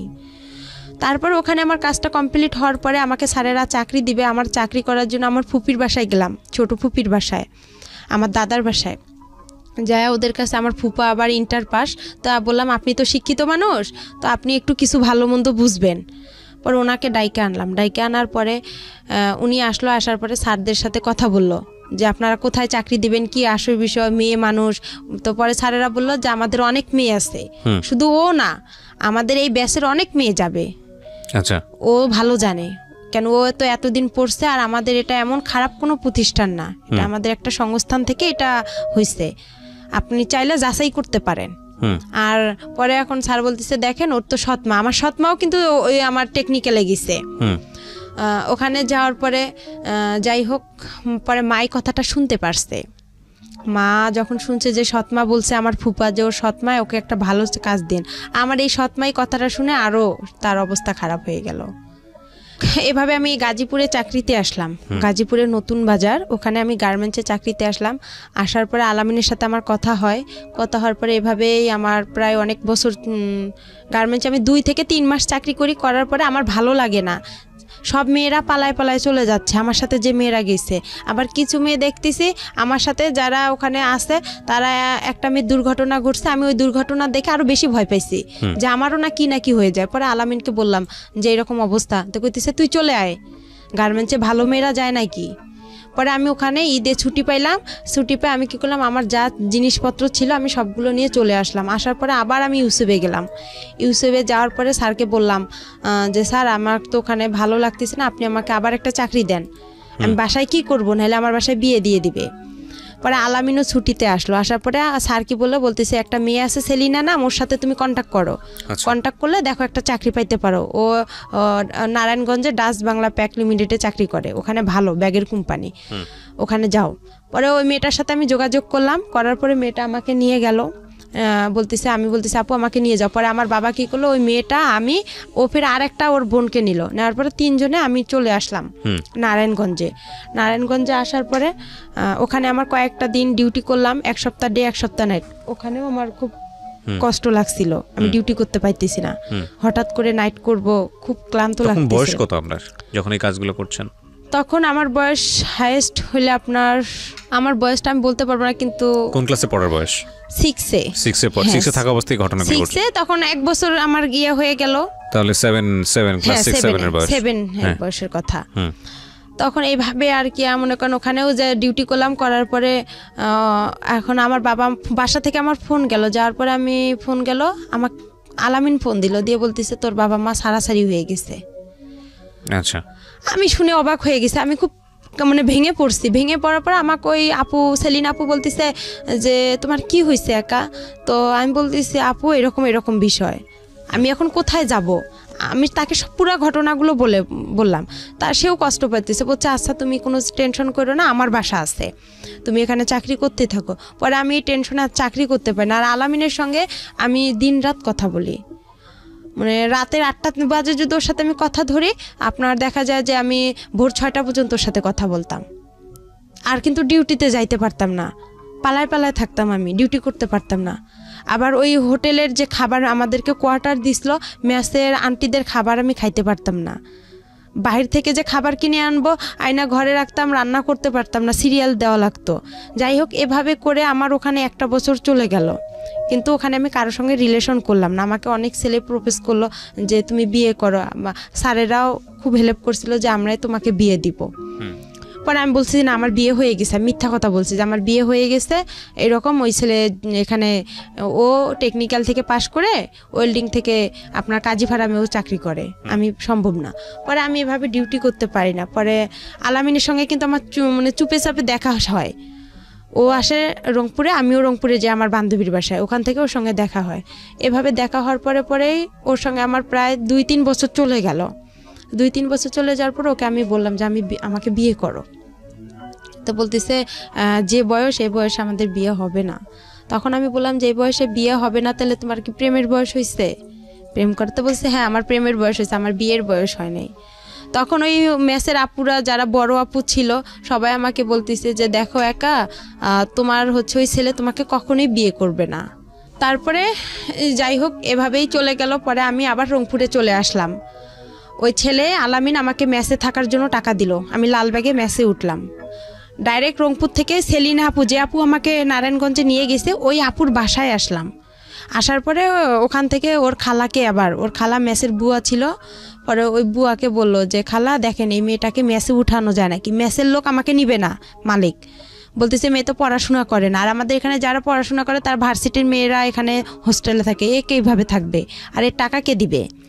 পরে খালা আবার বলতেছে দেখেন ওই মেয়ের বিয়ে হয়ে গেছে, শ্বশুর বাসা থেকে মেনে নিচ্ছে না, আপনি দেখেন একটু। পরে যাই হোক উনি আমাকে উঠাইলো, উঠার পরে 2-3 মাস আমাকে আলামিন মেসের সিট ভাড়া দিল, আমার খাওয়া খরচ দিল। পাশে আবার ওখানে থাকতে থাকতেই পাশের রুম লাবণী আপু আছে, লাবণী আপুর সাথে আমার খুব পরিচিত, উনি আবার রোকেয়া ভার্সিটিতে পড়ে। পরে আপুকে সব কথা বললাম, পরে আপু বলতেছে ওই ছেলে তোমাকে কখনোই বিয়ে করবে না, ও একটা ফালতু ছেলে, তুমি এসব বাদ দাও। পরে আমার কাছে একটা টাচ ফোন ছিল, ওই ফোনে ওর সাথে কথা হয়। পরে কিছুদিন ওর সাথে আমি কথা বন্ধ রাখি। ও আমাকে লাস্ট টাকা দিয়ে গেছে মেসের ভাড়া, দিয়েও আমার আর ফোন ধরে না। ওকে বলছিলাম যে তুমি আসো রাজবাড়িতে, আমি দেখা করব, আমার ভালো লাগতেছে না, আর একা একা থাকি, আরও খারাপ লাগে। সব আপুরা চলে যায়, আমি মেসে একাই থাকতাম ভাইয়া। পরে ওকে ডাকলাম, ও আসে না, ও ফোন বন্ধ করে রাখছে। পরে ওর খালাতো বোনের কথা বলে, দেখছো মরিয়ম অনেক ভালো, আমারে ভাত উঠায় খাওয়ায়, এটা খাওয়ায়, ওটা খাওয়ায় অনেক। পরে এইভাবেই ওর সাথে ওর বন্ধুকে বলা হয় সব কথা, যে ও এরকম করতেছে কেন, ও আমার সাথে কি, ও আমাকে বিয়ে করবে কি করবে না। এর ভিতরে আমি কাজী অফিসেও গেছিলাম যে বিয়ের খরচ কত টাকা লাগবে বা কি বিষয়। তারপরে ও আমার ফোন বন্ধ করে রাখছিল, ওর সিমটা একদম বন্ধ করে রাখছিল বা চেঞ্জ করছিল। এরপরে ওর কথা হয় না। পরে লাবণী আপু কী করলো, ওখান থেকে আমাকে আরেকটা মেসেজ দিল, ওই মেসেজ সিট ভাড়া বেশি। পরে বলতেছে তুমি এই মেসেজ সিট ভাড়া কম আছে, ওখানে যা 2-1 মাস থাইকা পরে চাকরি একটা খুঁজা, যে কোনো একটা দেখা যায় পার্লারের কাজ পাইলে তোমার আর কোনো সমস্যা নাই। পরে ওই মেসে গেলাম, ওই মেসেও আর আমাকে নিচ্ছে না, বলতেছে তোমার বাসা কই কি কই। পরে আমি ঠিকানা দিলাম, আমার বাসা নীলফামারী, আমি মডেলে পড়ি। এই ঠিকানা অনুযায়ী আমি ওখানে থাকলাম। থাকার পরে 1 মাসও থাকলাম না। থাকার পরে লাবণী আপুর সাথে আবার যোগাযোগ করলাম যে আপু দেখেন। পরে পার্লারের কাজের জন্য লাবণী আপু, আমি আর একটা আপু, হাসি আপু ছিল, 3 জনেই ওরা আমাকে একটা চাকরির জন্য খুব চেষ্টা করলো। পরে সারাদিন হাঁটাহাঁটি করলাম, কোনো পার্লারে নিচ্ছে না আমাকে, আমি কাজ জানি না, আর ছোট মানুষ, বলতেছে ও কী কাজ পাবে, এ বয়সেও কাজ পাবে না। পরে এই কথা বলার পরে আমি আবার কি করলাম, ওরা লাবণী আপু বলতেছে একটা পাইলাম, পার্লারে একটা কাজ পাইলাম, ওনার নাকি মেয়ে নাই। তো বলতেছে আমারও তো মেয়ে নাই, আর আমি যে মেয়ে পার্লারে কাজ করে উনিও ধর্ম মেয়ে ওনার। তো বলতেছে আচ্ছা ওই মেয়ে আবার আমাকে নিবে না, যার পার্লার সে আমাকে নিবে না। বলতেছে না আমি তোমাকে নিব না। প্রথমে বলছে নিবে, তারপরে বলতেছে যে না নিবে না। পরে এখন আমি যে বলছে নিবে, তাই আমি কি করলাম, তাড়াতাড়ি করে মেসে গেলাম, গিয়ে আমার যে বালিশ খেতা ছিল, কাপড় চোপড় ছিল, আমি ওগুলো নিয়ে রিক্সা নিয়ে তাড়াতাড়ি করে ওনার বাসা রওনা দিলাম। লাবণী আপু বলতেছে আচ্ছা তুমি দ্রুত চলে আসো, যখন না নিবে ওরা তো আর তোমাকে বের করে দিতে পারবে না, ওখানেই থাকবা তুমি। পরে আমি চলে আসলাম, হাফ রাস্তায় আসছি, ওই আপু আমাকে ফোন দিছে, দিয়ে বলতেছে যে না তুমি আইসো না, তোমাকে আমি নিব না, আমার লোক আসছে। পরে আমি বলছি আপু আমি তো বাসায় আপনার এসে গেছি, লালবাগ রেলগেটে ওনার বাসা। পরে আমি ওনার বাসা উঠলাম, ওনার বাবা মা খুব ভালোবাসলো আমাকে, বলতেছে আমাদের মেয়ে নাই, একটা মেয়ে, তুমিও আর একটা মেয়ে, আমাদের 2টা মেয়ে হয়ে গেল এখন। এভাবে বলার পরে ওখানে 2-3 দিন আমি পার্লারে, উনি আমাকে কাস্টমার আসে ওদের আমি একটু খেয়াল রাখি, কাজ করি, ঝাড়ু টাড়ু দেই। এভাবে যাওয়ার পরে রাতে একদিন আলামিন আমাকে ফোন দেওয়ার পরে বলতেছে তুমি কি মরো নেই? তা আমি বলছি আমি তো বিষ খাইতে ধরছিলাম, আমি মিথ্যা কথা বলছি যে আমি বিষ খাইছিলাম, এরকম অনেক পুলিশ আসছিল, আমি তোমার নাম বলে দিছি, ওকে আর কি এভাবে বলছি। ওই আমার পাশে যে ওই আপুর ফির একটা মেয়ে শুয়েছিল, ও আবার কি অনেক রাতে কথা বলছে, 12টা-1টার দিক দিয়ে, ওই কথাগুলো সম্পূর্ণ শুনে ফেলে সকালবেলা ওদেরকে বলে দেয়। যার পরে ওরা আমাকে আর রাখবে না বলছে। তখন আমি কি করলাম, লাবণী আপুর কাছে গেলাম, ওরাও ভয় পাইছে যে ওর যেহেতু ওখানে জায়গা হচ্ছে না, ও তো আমাদের কাছেই চলে আসবে। পরে আপুরা আর আমার ফোন ধরে না, আমি মেসে গেলাম, যার পরে বললাম সব কিছু, বলতেছে তুমি বাসায় চলে যাও, তোমার বাসায় চলে যাও। পরে ওখান থেকে আমি বাসায় চলে আসলাম, আমার মার কাছে আসলাম। আমার মার আবার কি করছে, আবার ওরা একসঙ্গে হইছে, এর মাঝে যে ছাড়াছাড়ি হয়েছে, হওয়ার পরে তারা আবার একসঙ্গে হয়েছে, আমি কিন্তু জানি না, কিন্তু তাদের সাথে আমার 2-1 দিন কথা হয়েছে। হওয়ার পরে তাদেরকে আমি বললাম যে আমি তো এরকম নারায়ণগঞ্জ থেকে চলে আসছি। প্রথমে জিজ্ঞাসা করে তুমি কতগুলো টাকা ইনকাম করছো, আমার বাবা আর আমার মা জিজ্ঞাসা করে। তা আমি কই আমি তো অসুস্থ ছিলাম, আমি পারিনি ইনকাম করতে। তখন আমার মা কয় আমার ভাইয়ের ছেলের সাথেই তো সারাদিন কথা বলো, তো ইনকাম করবা কই থেকে? তখন আমি বললাম আমি অনেক অসুস্থ, আমি বাসায় যাব। পরে তারা বলতেছে আচ্ছা ঠিক আছে আসো। পরে যাই হোক আমি বাসায় আসলাম, আসার পরে আবার আমাকে ঢাকায় পাঠানো হইলো গার্মেন্টসে। আমার মা বলতেছে বাসায় থেকে কি করবা? পরে ওখানে আমার এক চাচা চাচি আছে, ওনাদের কাছে গেলাম ভাই, আমি যাই ওখানে গার্মেন্টসে ভর্তি হইলাম। গার্মেন্টসে চাকরি পাইলাম না, হ্যাঁ চাকরি পাইনি, না পাওয়ার কারণে অনেক কয়েকদিন ঘুরলাম, আমাকে কোথাও নিচ্ছে না। ওখানেও বলতেছে আমি ছোট। ওখানে আবার কয়েকদিন থাকলাম, থাকার পরে ওখানেও এক ছেলেকে পছন্দ করলাম, যে আলামিন তো আমার সাথে সম্পর্কই করতেছে না, তো ওখানে আরেক ছেলেকে পছন্দ করছিলাম। এটা আমার দাদাবাড়ির এলাকারই, নাম রতন ছিল, ছেলেটা ইন্টার পাস ছিল। ও আর কি বাসা থেকে রাগ করে গার্মেন্টসে কাজের জন্য গেছিল। পরে আমার সাথে দেখা হয়, ওকে আমি আর কি বলি যে আপনাকে আমার খুব ভালো লাগে, আমি আপনার সাথে রিলেশন করতেছি, আমি এইভাবেই ডাইরেক্ট ওনাকে বলছি। তো উনি আবার কি করছে, ওর যে ভাই ছিল, ওর খালাতো ভাই, ওর বাসার আমার বাসা একসঙ্গে, ও আবার আমার বড় আব্বার ছেলে হয়, ওর খালাতো ভাই। পরেও বলছে ও তো আলামিনের সাথে এরকম হয়ে গেছে। পরে রতন বলতেছে না, আপনি যেহেতু আগে রিলেশন করছেন আমার পক্ষে সম্ভব না। তখন ওটাও আমার ক্লোজ হয়ে গেল। পরে আমি চাকরি পাইতেছি না। পরে আমার কি ওই যে চাচা চাচির কাছে আমি থাকি, ওনারা আবার কি করলো, আমাকে ওই যে চাচার কাছে আমি প্রথমে গেছি, সে চাচা আমাকে রাতের বেলা, আমি তো চাকরি পাইনি, ওনার মেয়ে আছে, ওয়াইফ নাই, ওয়াইফ সাইরা দিছে, মেয়েটা আমার সাথে একটু বড় হবে 1 বছর, ও গার্মেন্টসের চাকরি পাইছে। ওর বাবা হঠাৎ করে রাতের বেলা মেয়েটা ঘুমাইছে, উনি আইসা হাত দিতে চাচ্ছে মানে মুখে, মনে করছে আমি মনে ঘুমাই গেছি, কিন্তু আমি তো ঘুমাইনি। তখন আবার আমি হচ্ছে ফেসবুকও চালাইতাম হালকা পাতলা, অতটা বুঝতাম না, মেসেঞ্জার করতাম বা নাটক টাটক দেখতাম।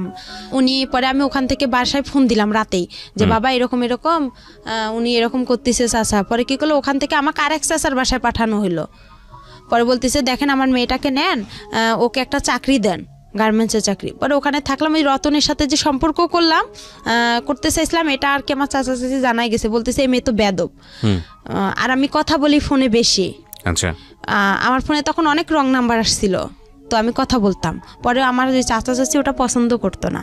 পরে আমাকে কি করলো, ওখান থেকে ওরা বাসায় পাঠার কথা বলছিল। পরে আমি ওখানে পেপারে দেখলাম কাজী ফার্মে নিয়োগ দিছে।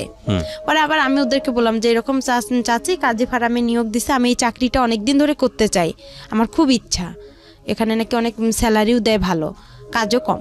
পরে যাই হোক, ওখান থেকে এখন বাসায় আসবো, টাকা নাই গাড়ি ভাড়ার। পরে আলামিনকে ফোন দিছি যে আমি এরকম অবস্থায় আসছি, আমার কিছু টাকা দেবো। আবার আমাকে 1500 টাকা দিছে। ওই টাকা দিয়ে আমার চাচা সহ আমরা বাসায় চলে আসলাম। বাসায় আসার পরে আমার মা বাবা অনেক অস্থির হয়ে গেছে, মানে আমাকে মারবে না ওরা কি করবে, মানে ওরা বুঝে উঠতে পারতেছে না। পরে কিছুদিন যাওয়ার পরে একটা হচ্ছে আমি আপনার কাজী ফার্মে বললাম যে এরকম নিয়োগ আসছে। আমার চাচাকে আবার বললাম যে চাচা যাই হয়েছে, আমি রতনের সাথে যেটাই করছি, বা আপনার আমি হাত জোর করে আপনি বাসায় যায় মা বাবাকে একটু বুঝা বলেন আমাকে যাতে একটু পরীক্ষাটা দিতে দেয়।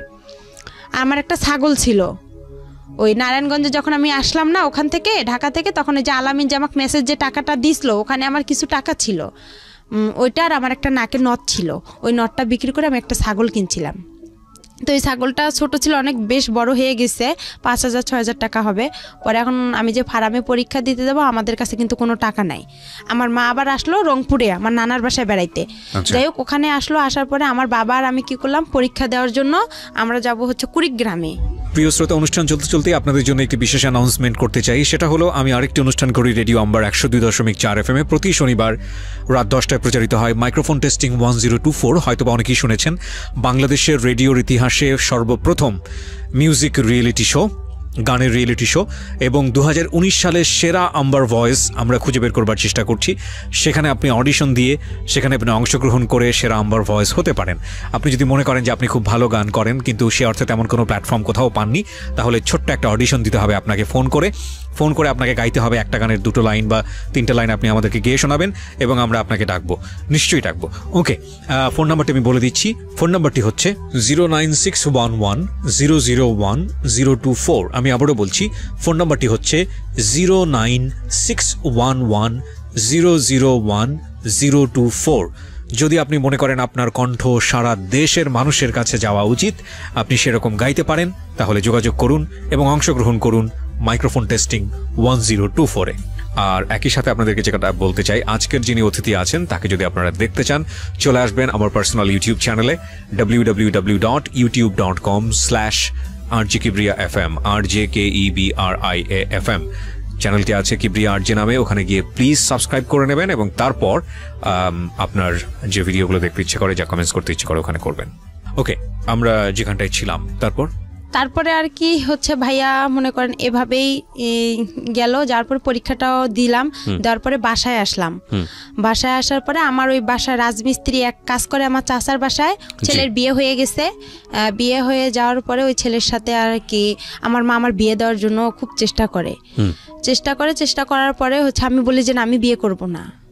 আমি তখন আমার একটা টাচ ফোন ছিল, ওটা বিক্রি করতে চাচ্ছি, যে বিক্রি করে আমি আর এক ওই যে পরীক্ষা দিব, পরীক্ষার রেজাল্ট ভালো বের হলো ওখানে আমি চাকরি করব। তো যাই হোক ওটা আর হয়নি। পরে ছেলেটাকে দিয়ে আমার বিয়ের জন্য খুব চেষ্টা করেছিলাম, আমি বিয়ে করবো না। তখন আবার আলামিন আমাকে তার 2 দিন পরে ফোন দিছে। আলামিনের সাথে আমার কথা হয়েছে, কথা হওয়ার পরে আমার যে দাদি অন্ধ ছিল তাকে আমি রান্না করে দিতে গেছি। আমার বাবা আবার আমার দাদিকে পছন্দ করে না, রান্না করতে কেন গেছি এটা নিয়ে আমাদের বাসায় একটু হালকা পাতলা কথা হইতে হইতে মারধর শুরু হয়ে গেল। আমাকে বাসায় বৃষ্টি পড়ছে, আমাদের টিনের ঘর ছিল, বৃষ্টি পড়ে খাট ভিজে গেছে বিছানা। তো এখন আমার মা বলছে ওইটা উঠায় ফেলাও। তাই আমি বলতেছি এতটুকু ভিজাতে কিছু হবে না। এই সামান্য একটা কথা নিয়েই আমাকে তারা অনেক মারধর করলো, অনেক এমনভাবে মারধর করলো যা মানে গাছের যে মোটা ডালগুলো আছে ওই ডাল দিয়ে অনেক মারছে। মারতে মারতে আমি যে টিনে ঘরের যে একটা কোনাচি থাকে, কোনাটা মানে টিনের 2 সাইড দিয়ে বের হয়ে আমি চলে গেলাম। মানে আমাকে লাঠি দিয়ে এমনভাবে ঘুতানো হচ্ছে যে আমার মানে শরীর মানে ছিদ্র হয়ে যাচ্ছে। এভাবে বের হলাম, হওয়ার পরে সকাল আমার কেউ আসলো না আগাইতে।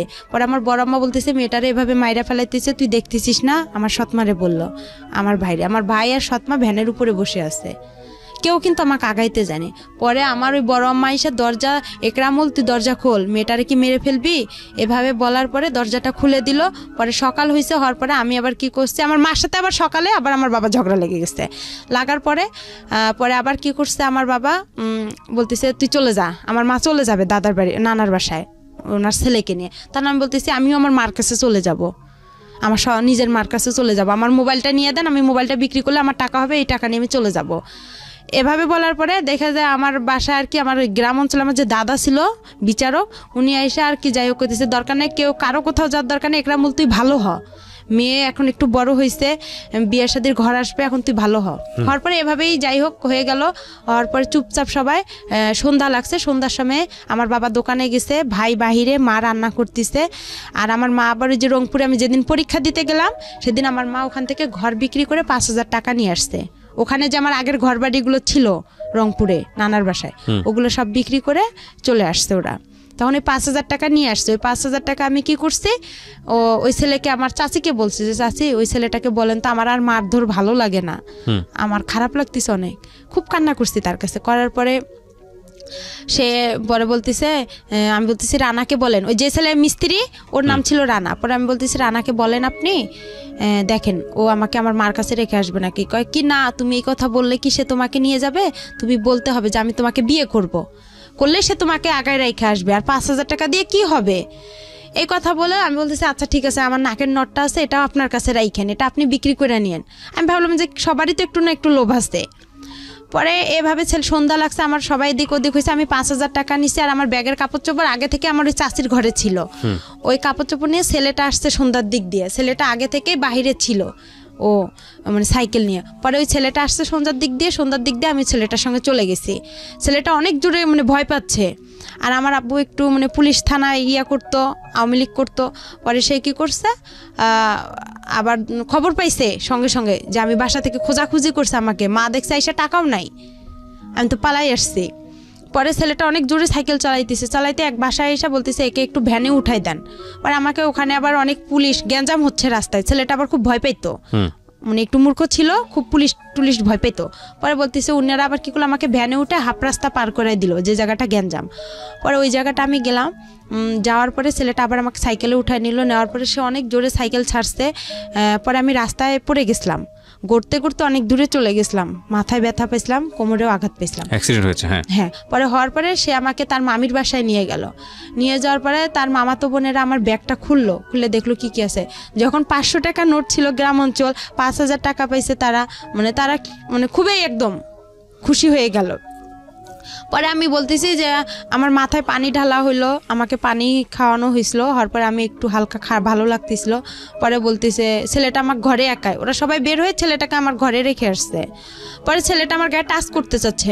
আমি বলতেছি আপনি আমাকে টাচ করবেন কারণ আপনাকে না আমি বলছি যে আমার মার কাছে রাখতে হবে। তো বলতেছে আপনি না বলছেন আপনার চাচিকে বিয়ে করবেন আপনি আমাকে। আমি বলতেছি আমি তো একটা ছেলেকে সম্পর্ক করি, আমি একটা ছেলেকে খুব ভালোবাসি, আর আমি আপনাকে বিয়ে করতে পারবো না, আর আপনাকে আমার ভালো লাগতে হবে। আমি তাকে এভাবে বুঝাই বলছি, আপনি কেন বুঝতেছেন? আমার সৎমাও তো আপনার সাথে বিয়ের কথা বলছে, আমি তো বলেই দিচ্ছি যে না আমি আপনাকে বিয়ে করতে পারবো না। তারপরে বলতেছে যদি না হয়, তার মামা বলতেছে, আমার ওই মামা শ্বশুর বলতেছে তাহলে তোমার বাবাকে ডাক দিব। পরে আমি বলতেছি বাবার যদি ডাক দেয় তাহলে তো আমার অবস্থা আরও খারাপ আছে, তাহলে আমার এই দুনিয়াতেই রাখবে না, তাহলে আমার কি হবে। পরে এখন ওই রাতেই যাই হোক ওরা আমাকে ওই রাতের 1টা বাজে ওরা আমাকে কাজী অফিসে নিয়ে গেল, নিয়ে যায় ওখানে আমার বিয়ে পড়াবে। পরে এখন কবুল বলতে বলছে তখন আমি একটা কবুল বলছি, আর বাকি 2টা বলিনি, না বলে আমি ইচ্ছা করেই আমি ওখানে মাথা ঘুরে পড়ে গেছি। পড়ে যাওয়ার পরে আধা ঘন্টার মতন আমি নিঃশ্বাস নেই না, মানে ওরা আমার কাছ থেকে যখন সরে যায় আমি তখন নিঃশ্বাসটা নিয়ে আবার নিঃশ্বাস বন্ধ করে রাখি, এভাবে আর কবুল বলিনি। পরে কাজী বলতেছে কবুল বলতে হবে না, আর আপনারা নিয়ে যান, সমস্যা নাই। পরে তার বাসায় আর সরাসরি আনে, তার বোনের বাসায় রাখছিল আমাকে, ওখান থেকে সকালবেলা আমাকে ওই ছেলে নিয়ে আসছে। পরে নিয়ে আসার পরে দেখি ছেলেটা মানে মূর্খ তো একদম, একগুলো জুতা পরছে অনেক বড় বড়, একটা পাঞ্জাবি পরছে অনেক ঢিলা, অনেক কীরকম। আমার কাছে খুব খারাপ লাগছিল যে এই ছেলে এসব পরছে কেন। আবার ওই যে বরের যে টুপিগুলো মাথায় দেয় ওগুলো পরছে। আমি বলতেছি এটা কি কোনো পাগল না আশ্চর্য, যেগুলো কি। আমি কিন্তু ভাই গ্রামে সেরকম বড় হইনি, আমি যে সৎ নানার বাসায় বড় হয়েছি, মানে একটা ভালো ফ্যামিলিতে বড় হয়েছি, অত্যাচার হলেও একটা মানে পরিবেশ বুঝতে পেরেছি। হ্যাঁ, তারপরে আর কি আমি ওসব আমার কাছে খুব খারাপ লাগছে। আয়সা দেখলাম ওদের বাসা আসলাম, সবাই বলতেছে যে আসতেছে, বলতেছে এই মেয়েটা কে, কই থেকে আসছে, এত সুন্দর মেয়ে। পরে আমার চুল দেখে সবাই পাগল হয়ে গেছে, আমার চুল মাশাআল্লাহ অনেক বড়, বলতেছে মেয়েটা এত সুন্দর, বলতেছে রানার বউ। না এটা বিশ্বাসই হয় না, এটা কোনো ভদ্র ঘরের মেয়ে। এর তো গেট আপ দেখে একটা ছেলে বলতেছে, এর গেট আপ দেখে বোঝা যায় না, ছেলেটা শিক্ষিত ছিল। বলতেছে আপু কই থেকে আসছেন, তা আমি বলতেছি যে আমি রানার বউ। পরে বিশ্বাস করে না কেউ। পরে যাই হোক ওনার বাসায় আসে দেখি ওনার বাসা ভেয়ে কিছু নাই, শুধু একটা চৌকি ছিল, একটা টেবিল ছিল। আর আমার মা সৎমা বলছিল তারা অনেক বড় লোক ছিল, তারা সেই রকম ফ্যামিলি। পরে যাই হোক এভাবে যাওয়ার পরে তার সাথে আমার 5-6 দিন, কিন্তু তাকে যে আমি টাচ করতে দেইনি। আমি এখানে একটা কথা বলি আপনাকে, এই ছেলেটার নাম ছিল রানা। জি। এর সঙ্গে বিয়েটা দিল কে তাহলে আপনার? আমি যে তার মামার বাসায় আসলাম, পালায় যে তার সঙ্গে আসলাম, তার মামার বাসায় উঠলাম। তারা যে আমার পরিচয়টা কিভাবে হয়েছিল রানার সঙ্গে? পরিচয়টা হয়েছিল আমাদের বাসার পাশে যে চাচার বাসা, সে রানার সঙ্গে পালিয়েছিলেন কেন? পালিয়েছিলাম ওই যে বাবা যে মারধর করলো আমাকে, মারধর করলো, তখন আমি আর খুব চিন্তা করলাম যে এত মার খাইছি, আমি আমার মার কাছে চলে যাব। বেছে নিলেন রানাকে কেন বেছে নিলাম, ও একটু হাবা বোবা টাইপের ছিল। আচ্ছা, তো আপনি হাবাগোবা মনে করে ওর হাত ধরেছেন, ও আপনাকে হাবাগোবা বানিয়ে দিয়েছে।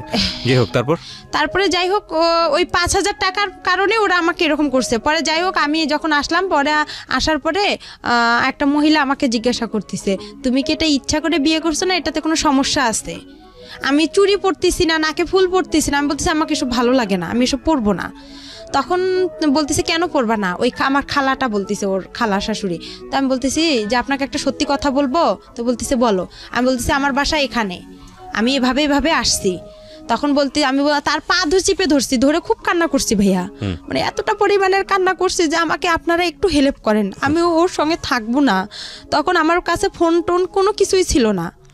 আর ওখানে আরেকটা বিষয় যে আমি যখন ওই ছেলেটা আমার ঘরে একা টাচ করতে গেছিলো ভাইয়া, আমি বললাম যে আপনি আমাকে টাচ করেন, আপনার সাথে তো আমার বিয়ের কথা না, আপনি তো আমাকে মার কাছে রেখে আসবেন, আপনি কেন এসব করতেছেন? তখন বললো যে আপনার বাবাকে ডাক দিব। পরে তখন আমি কি করলাম, কাজী ফার্মে ফোন দিছিলাম। কাজী ফার্মে ফোন দিয়ে ওখানে এক প্রদীপ নামে ভাইয়া ছিল, ওর কাছে কথা বললাম যে ভাইয়া আমি এরকম সমস্যায় পড়ছি, আপনি কি বলেন? আমি পারবো না, আমি আমার মার কাছে যাবো, নাহলে আলামিনকে একটু বলেন না কষ্ট করে, ও আমাকে এখান থেকে নিয়ে যাক, নাহলে আমাকে বিয়ে করুক। বলতেছে না, ও তোমাকে কখনোই বিয়ে করবে না, তুমি এসব বাদ দিয়ে দাও, ওই ছেলেকেই বিয়ে করো। পরে এভাবে বিয়েটা হয়ে গেল। হওয়ার পরে আমি যখন ওই যে আসলাম, আমার খালা শাশুড়ির সব কিছু বললাম। পরে ওনার পা চিপে ধরছিলাম, ধরার পরে বললাম যে এরকম দেখেন আমাকে একটু সহযোগিতা করেন। পরে ভাইয়া ওখানে 2 দিন থাকার পরে ছেলেটার মার সাথে আমার ঝগড়া লেগে গেল। আমাকে বলতেছে তুমি আমার ছেলেকে আমার কাছ থেকে কাইরা নিছো। আমি কই আপনার ছেলে আমি কাইরা নিছি, এটা সত্যি কথা, আমি আপনারা বেশি কিছু করবেন, আমি নারী নির্যাতনের কেস করব। আমি আপনার ছেলেকে বিয়ে করিনি, আর আপনার ছেলের সঙ্গে আমি থাকবো কিসের জন্য? আমি ভালোবাসি আলামিনকে। তখন ওখানেও আলামিনের সাথে আমার কথা চলে ওই খালা শাশুড়ির মোবাইল থেকে। পরে আলামিন সব কিছুই খালা শাশুড়িরে বলে। পরে বলে নতুন জীবন শুরু করছে, সংসার করো। 5 দিন তার সাথে আমার খাওয়া দাওয়া হয়, ওর সাথে সেভাবে খাওয়া দাওয়া না। ওর সাথে একটা ঈদ হয়, আমার কুরবানি ঈদ হয়। কুরবানি ঈদে সে আমার কোনো কাপড় চোপড় এনে দেয় না, শুধু আপনার কম দামি একটা জামা, একটা সালোয়ার এনে দেয়, ওইটা দিয়ে আমি ঈদ করার পর আমি বলছি ঈদের পরে ওকে আমি ছেড়ে চলে যাব। আমার খালা শাশুড়িকে বলছি, এই নিয়ে আমার বিচারও বাসায় বসছিল। পরে আমার বাবা মাও মাইনা নিছিল ওই ছেলেকে নিয়ে। আমার বাবা মা বলছিল আচ্ছা ঠিক আছে মেনে নিছি আমরা। পরে বলার পরে কয়দিন পরে ঝগড়া লাগার পরে আমার বাবার বাসা থেকে লোক আসলো, গ্রাম থেকে লোক আসলো। পরে এখন আমার বাবা আমার সাথে কথা বলে, কয় কি ওকে এখনই ছাড়ার দরকার নাই, ওই কাবিননামা কত করছে? আমি বলি কাবিননামা 1 লক্ষ টাকা করছে। কয় ওই 1 লক্ষ টাকা আমরা ওর কাছ থেকে নিব, নিয়ে তোকে নিয়ে আসবো। আমার বাবা এবার একটু লুভি টাইপের। সে যখন ওই কথা বলল তখন আমি আবার কি করলাম, বলতেছি না, আমি মনে মনে চিন্তা করলাম যে আমার বাবার এই কথা শুনলে আমার এই জীবনটা নষ্ট হয়ে যাবে। পরে আমি খালা শাশুড়ি কাজ ছেলেটাকে ভয় দেখাইলাম যে আমি নারী নির্যাতনে কেস করবো, নাহলে আমি ফাঁসি নোটকে মরে যাবো এখানে, আপনি আমাকে ছেড়ে দেন, নাহলে আমি আপনাকে ছেড়ে দিব। তো পরে বলতেছে না, আপনি আমাকে ছেড়ে দেন, আমি আপনাকে ছেড়ে দিতে পারবো না, কেন আপনার বাবা থানা পুলিশ করে, পরে আমার একটা সমস্যা করবে, এগুলোকে করবে, আমার পক্ষে সম্ভব না, এভাবে বলতেছে। পরে যাই হোক বলার পরে আমি কি করলাম, একদিন 2-3 দিন পরে বিচার সালিশ হয়ে গেল। হওয়ার পরে চুপ করে আমার খালা শাশুড়িকে বলছি যে আমি ওকে সাইরা দিতে যাব কুরবানি ঈদের 2-3 দিন পরে। বলার পরে ওই ছেলেটাকে নিয়ে আমি রংপুরে আসলাম কোর্টে আসার পরে ওকে আমি ওখান থেকে কোর্ট তালাক করছি। পরে ওখানে উকিল বলতেছে এই বিয়ে দিছে কে, এই বিয়ে যে দিছে তার আগে জেল হওয়ার দরকার। পরে ওখানেও আমি খুব কান্নাকাটি করি তাদের কাছে। কান্নাকাটি করার পরে ছেলেটা আবার কী করলো, আমার যে 5,000 টাকা ওরা নিছিল, আমি বলছি আমি তো আপনাকে সাইরা দিতে গেলে আমার তো টাকা লাগবে, কিন্তু আপনি আমাকে ফুল টাকা 5,000 দিবেন, আমি ওই টাকা নিয়ে আমার যেখানে মন চাই আমি সেখানে চলে যাব, তখন তো আর আমার বাবা আপনার কিছু করতে পারবে না। পরে ওখানে ওকে আমি কোর্ট তালাক করে আমি কি করলাম, আমার মার বাসা আমি এতটুকু জানি, আপনার বগুড়া দুপচাচি আসলাম ঠিকানা খুঁজতে আইসা বললাম আমার মার নাম বলছি রোকেয়া। আর রোকেয়া বলার পরে তখন আসল মা, হ্যাঁ আসল মার কাছে আসলাম। কত বছর বয়সে? তখন আমার বয়স হবে হয়তো 8-এ পড়েন আপনি, ওই সময়ের বয়স মানে 14 থেকে 15 বছর বয়স। হ্যাঁ, এই জীবনের প্রথম আসল মাকে দেখতে যাচ্ছেন। হ্যাঁ, ওকে, তারপর মার কাছে আসলাম। ওখানে খুঁজতে আসার পরে মাকে এসে সবকিছু বললাম যে আমার এরকম একটা বিয়ে হয়ে গেছে, এরকম। আমার মা আবার আমার বাবাকে ভয় পাচ্ছে, অনেক ভয় পাওয়ার কারণে পরে আর কি যাই হোক ভয় পাইতেছে। পরে আমি বলতেছি কিছু হবে না, কোনো সমস্যা না। ভয় পাচ্ছে আমার বাবা থানা পুলিশ করে, সে যদি আবার কেস করে আমার মার উপর। আর আমার মার উপর কেস করেছিল আপনার বাবা? হ্যাঁ। কিসের কেস? এর আগে কেস করছিল, এটা আমি মাঝখানে বলতে পারিনি। কিসের কেস? কেস করছিল এর আগে, আমার ছোটবেলা আমার মা আমাকে নিয়ে আসছিল, ও সেই কারণে কেস করছিল। আপনার মা এই জন্য ভয় পাচ্ছে যে তুমি আবার আসলা, এই কারণে আবার কেস টেস না। হ্যাঁ, আবার কেস টেস করে, আমি এসব জড়াইতেছে না। আর আমার মা তখন আবার বিয়ে করতে চাচ্ছে।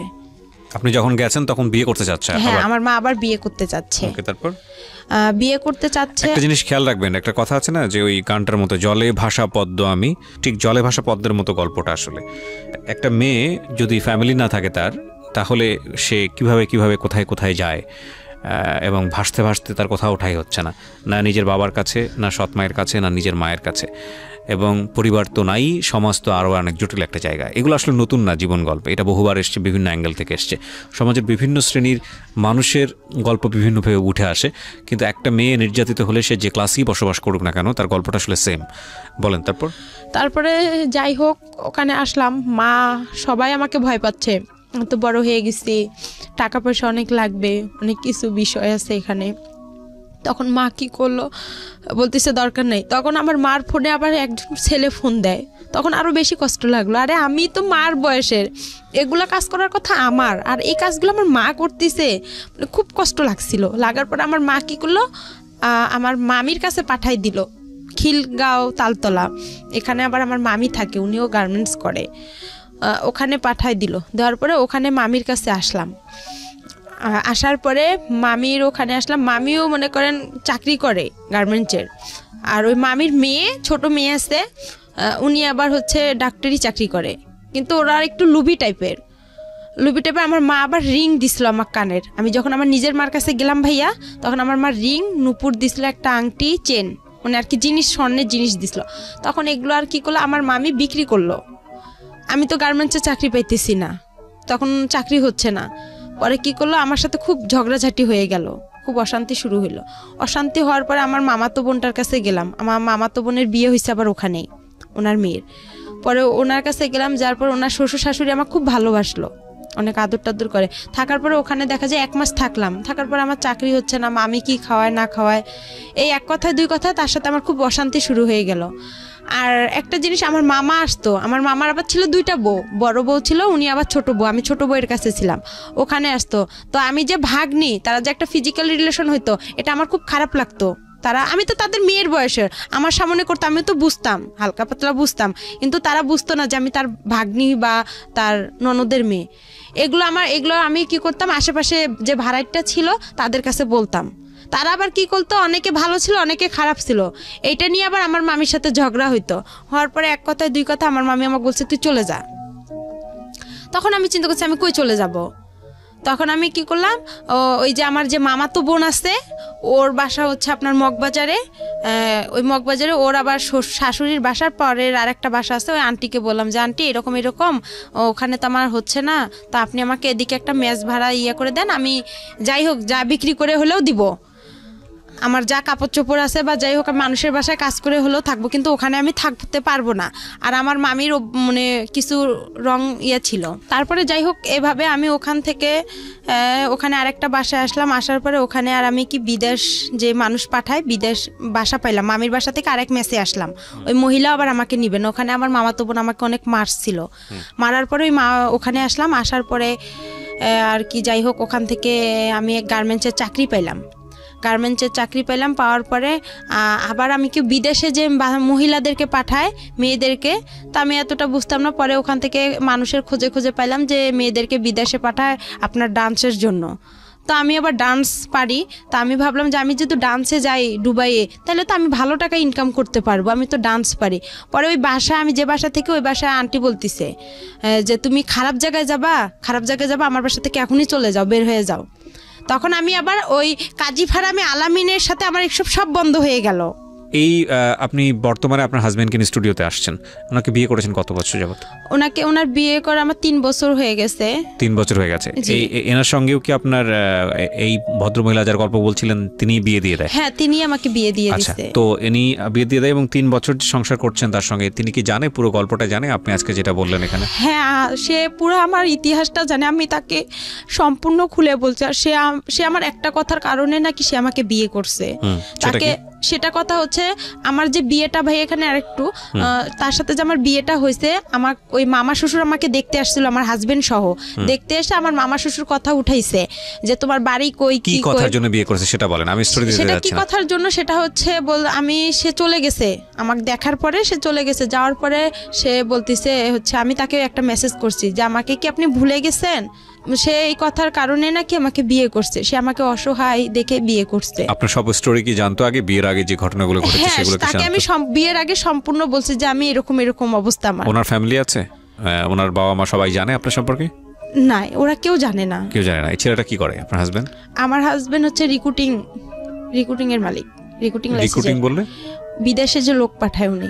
আচ্ছা, তো এই 3 বছর যাবত সংসার করছেন আপনি, আপনার আগেও একটা বিয়ে ছিল সেটাও জানে। জি।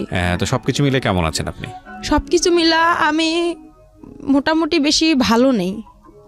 এই জন্যই আমি চাইছিলাম যে আমার হাজবেন্ডকেও আজকে আমি এখানে রাখতাম। কেন ভালো নেই? সে আমাকে এত কিছু থেকে বঞ্চিত কেন করছে? সে তো আমাকে অসহায় দেখে বিয়ে করছে। এত কিছু থেকে বঞ্চিত করেছে বলে? এত কিছু থেকে আমি কি তার কাছে কি কোনো প্রাপ্য পাবো না? কি বঞ্চিত করেছে? সে আমাকে ঠিকভাবে দিচ্ছে না তেল সাবান। বিয়ের আগে প্রথমে, বিয়ের পরে সে আমাকে খুব ভালোবাসতো, তারপরে সে আর আমাকে ভালোবাসে না। কেন সে আমাকে ভালোবাসতে পারতেছে না? ভালোবাসে না বললে এভাবে বললে তো হবে না। আপনি তার সঙ্গে হ্যাপি না? জি না। খাবার দাবার ঠিক মতো দেয় না, ভরণ পোষণ ঠিক মতো দেয় না? খাবার দাবারটা সেভাবে ঠিকভাবে পাই, যেটা কিন্তু কাপড় চোপড় তেল সাবান এটা ঠিকভাবে পাই না, তার ভালোবাসাটা পাই না, এসব সবই বাদ দিলাম। ভালোবাসা অন্য জিনিস, এটা পাবেন কিভাবে এটা জানি না আমি, এটা নিয়ে আসলে এক্সপ্লেইন করা এটা অন্য জিনিস। বাট আপনার ভরণ পোষণের জায়গা হাজবেন্ড হিসেবে এটা আসলে সে ঠিক মতো দেয় না, আপনি যেটা বলতে চাচ্ছেন। জি।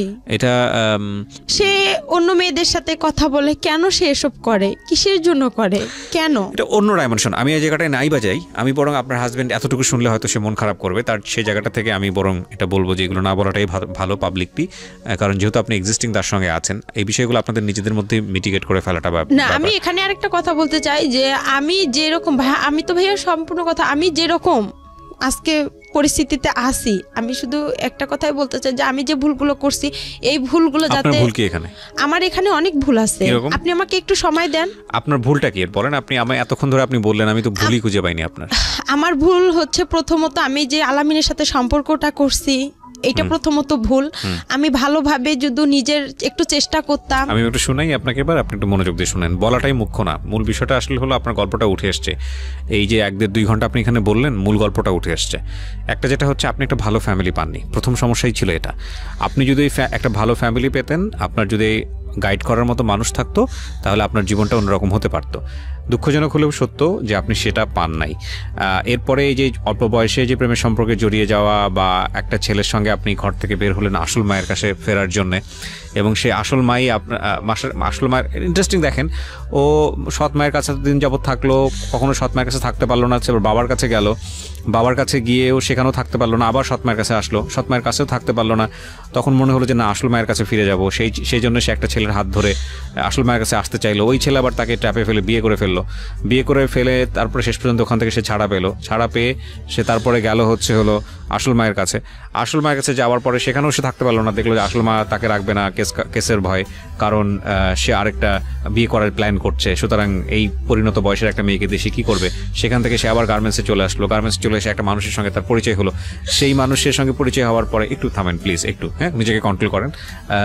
সেই মানুষের সঙ্গে পরিচয় হওয়ার পরে সে আলটিমেটলি হলো একজনকে বিয়ে করলো।